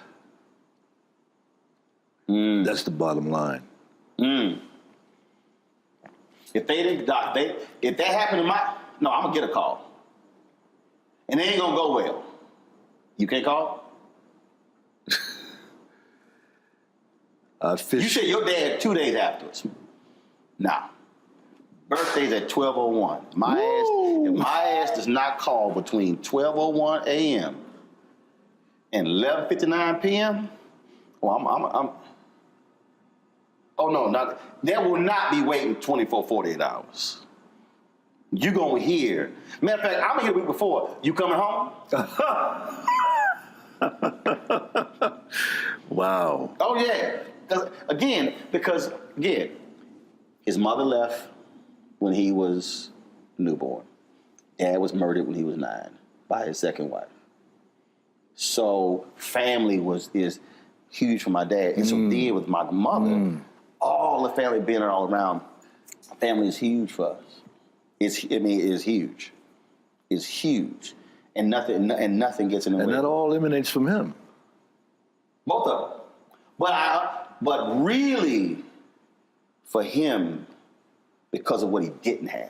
Yeah, I totally get that. And so, so for my mom, absolutely, her brothers, her sisters, and then because we didn't spend a lot of time around my dad's brothers and sisters. Nearly our entire life was all around my mom's brothers and sisters. My grandmother had a catering business. I was 7 years old. I was 7. We were catering weddings, all this sort of stuff. So we spent so much time around them. It was but it's just, but just the value of what that means. The power of family. And it's never too late. See, you said they don't call. Don't matter what happened before. Seriously. If I'm you, the moment this interview is over, I'm going to call one, I'm going to say, call the other on the 3-way. And you call the other on the 3-way. I don't give any excuses. We'll force it to happen. No, we getting together. Oh, I ain't got no money. You ain't got to pay. But you getting together with family. Because time is finite. They got kids? Yeah, I've got 2 grands from my younger of the first marriage. How often you see them? I haven't seen my grandkids. Well, one came out here last year before the pandemic. Right. And I haven't seen my youngest daughter, and she lives in Venice. Oh, hell no. You got an address? No. See? I'll be at the house. I would. Oh, I don't question. Richard, I'm not questioning. I'll be like, yo, you got her address? Text it to me. Then I'll show her the house. Hey, girl. It's a whole different deal. You know how the cousin got mad at me? Because she's like, you slap your mama on the butt? I'm like, yeah. I come home like, what up, woman? You got to be lying. No, I do. Oh, my goodness. No, I am straight up. Because guess what? I saw my grandfather slap my grandma on the butt. I saw my daddy slap my mom on the butt. I do the exact same thing to my wife. I come home, hey, woman.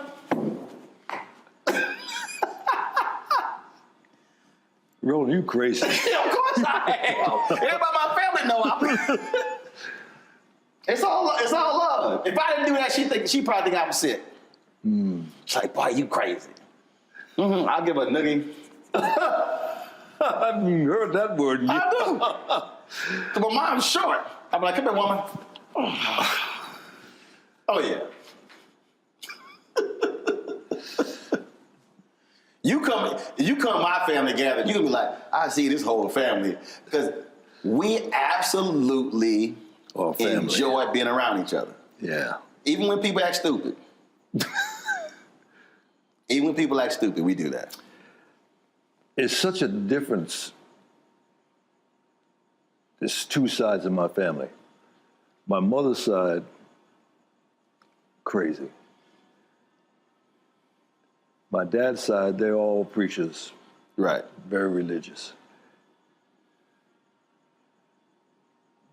But I enjoyed being around my mother's family.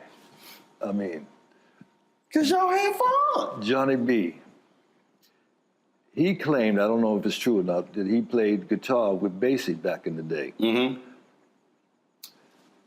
They're all World War II veterans. My Uncle Elmo, Johnny B. And my grandmother had 10 children. She outlived all but 1.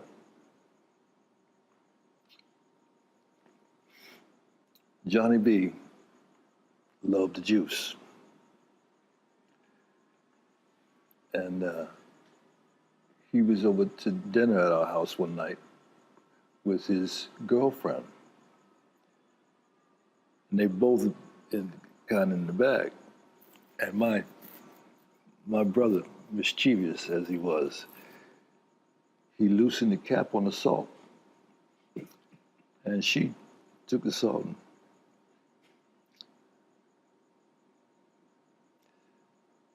and Johnny B, that's the way he laughed. Oh, I forgot to add that she was a big woman. Roundtree.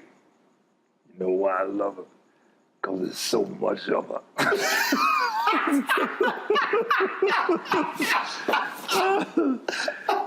Oh, he was a mess. He was a mess. We're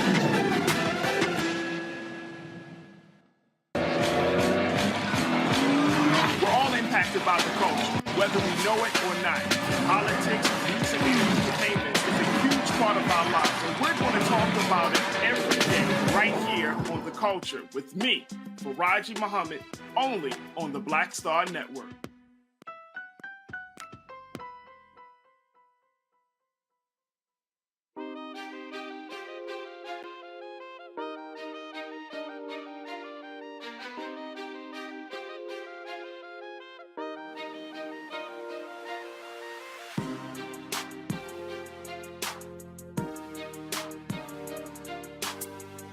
When we moved uptown, so to speak, at New Rochelle, I was in high school at this point, but I always kept liquor in the house, right? And Johnny B coming over and said, "Hey, give me some money and let me buy a drink." I said, "Yeah, help yourself." No, I can't drink that stuff. I need some wine. He wouldn't drink the hard liquor. He had to have the... Really? No. Man. A cheap wine. I think the reason I don't drink, because I go with my uncles, my Uncle Warren. Man, my Uncle Warren had a big gulp before 7-Up created the big gulp. Man, my Uncle Warren, I'm telling you, my Uncle Warren would drink, and it was so funny. I'm telling you, growing up was hilarious. Man, again, people just drop by. My dad's like, "Oh shit, Uncle Warren, man, hide all my damn liquor. I know he gonna drink all my liquor." He go, "Oh, Doc, I had some cousins. My mom baked cakes. She had a cake business. Cousins dropped by, my dad like, "Oh hell no, hide them damn cakes, because you know damn well they gonna try to pack all our shit up." I'm telling you, we love family, but it was something. Hell no, don't come in here with your own Tupperware thinking you gonna cut all this food off. We invited you to eat, not everybody who at your house. Dude, I'm telling you, when we get together, man, and start because everybody know, and see, I remember everything. Oh, we tell all stories. You just see, because you see, look at you.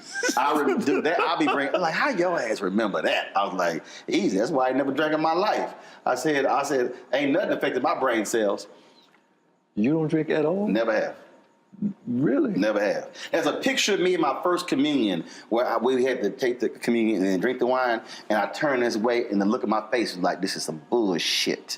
The photo, if you see that photo, you be like, yeah, you were pissed. I hate it. Yeah, I've never drank in my life. Never. So they use actual wine? Yeah. Yeah, I was ticked. I've never desired. My dad tried to give me some non-alcoholic beer. I said no. I was like, nah. Him and my brother, they sit there, get the glasses, they drink. I'm like, y'all, look, people give me so much liquor. Man, my dad loves to visit. He come, he like, oh, you got the good stuff. Man, I got like bottles of champagne. He and my mama love visiting. They be drinking champagne every day. Because people give me so much.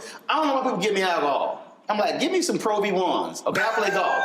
I can't do a damn thing with this alcohol. Oh, my dad, my brother love people handing me alcohol. Because it goes right to them. I don't do nothing with it. I don't do nothing with it.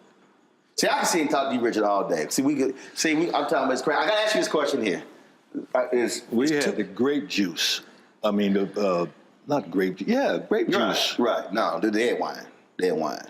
No. Catholics believe in alcohol. When they say Jesus drank from the cup, pass me the wine. I was an altar boy. I had to fill up the shallot. There was wine in there. They would keep it in the refrigerator in the priest's house. We had to go get it out of the refrigerator, put it in the cup. Yeah, that was real wine. Yeah, no grape juice. No, it didn't exist. Didn't exist. I'm asking you two questions. Who would you really love to do something with today, a project? Somebody you haven't worked with, who would you love to do something with?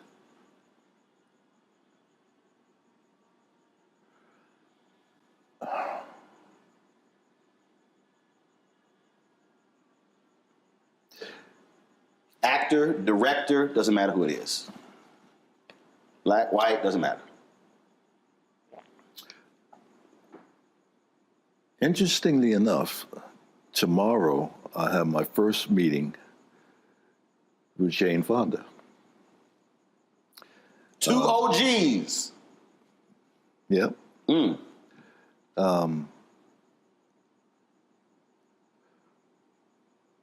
But looking back, most of the people are not even here anymore.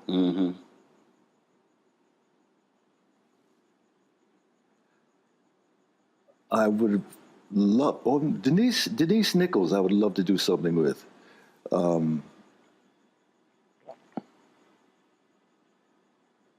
This movie that's out right now, I haven't seen it, The Harder They Fall. All the characters, there's a character in there, Jim Beckworth, who discovered Beckworth Pass up in Sierra Nevada. I've always wanted to do that character. And I was so excited to hear that he is one of the characters in The Harder They Fall. Now, you know, Glenn, he said when I asked him this question, he said to do the authentic Western. And he said he's working on it. Give your boy a shout. Give your boy a shout. Yeah. Yeah. He's working. He is one of my heroes. I mean, there's nothing he can't do.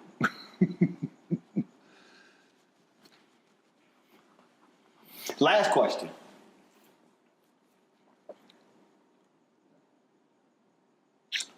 A 100 years from now.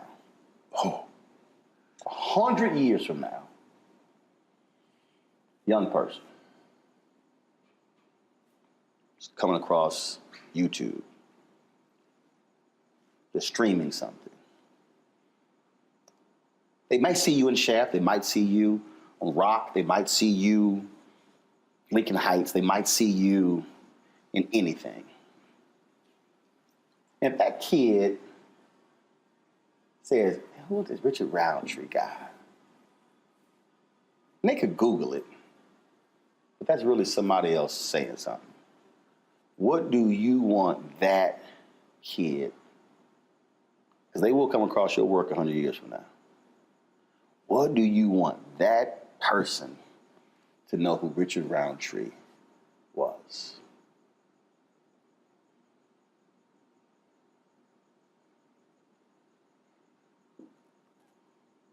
Classic gentleman.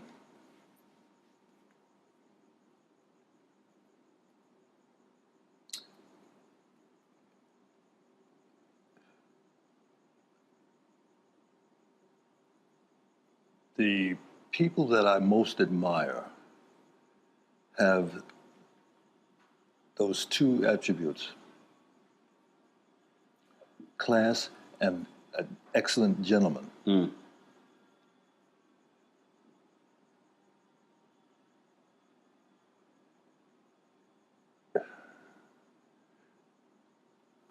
Gordon, Sidney P. There's a innate classiness that you immediately hone in on. I'd be proud of that if I had a piece of that. Absolutely. Well, I've been wanting to do this for a long time. We've talked about it. I'm glad that we got a chance. I love sneaking up on you when you... Do you remember that? Yes. I remember that. It was a red carpet. I remember the Icon Man when we had a conversation about, and I had to give y'all this actually happened. I had to give you some advice. Remember, there was a woman you were interested in, but you were a wee bit. You said she was intimidating, and I said, Richard, is she all that? You were like, yes. I said, go for that. Oh, I remember.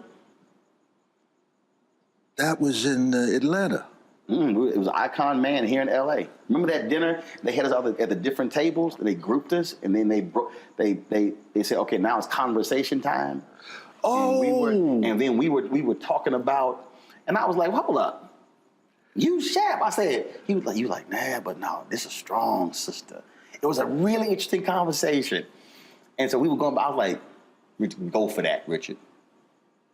Paula Kemp. I don't know. I ain't never met her, but I was like, go for it. Yeah. Yeah.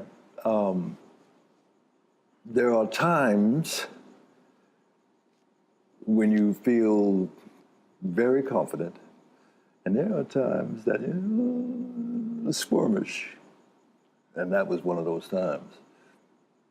I don't know about that. No, I can envision you being squirmish. No, because I'm gonna tell you why. There were things when you talked about doing the opposite of when you see something. There were opportunities that were presented to my parents growing up that for whatever reason, they were afraid to go after. And I said, that will not happen to me. I literally said, that will not happen. And I was like, what are you doing? There were people who wanted my dad to run for city council in Houston. My dad's like, my parents didn't go to college. We didn't like we had money. Parents never made more than $50,000 combined.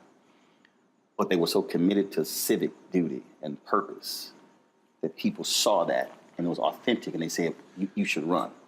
For whatever reason, chose not to. When I was a kid, I was 13, 14, and I saw it and I was like, that will not happen. And my dad introduced me in this church and he's like, I don't know where my son gets it from. I'm like, I get it from my parents. But I decided then, if I want something, I am going after it.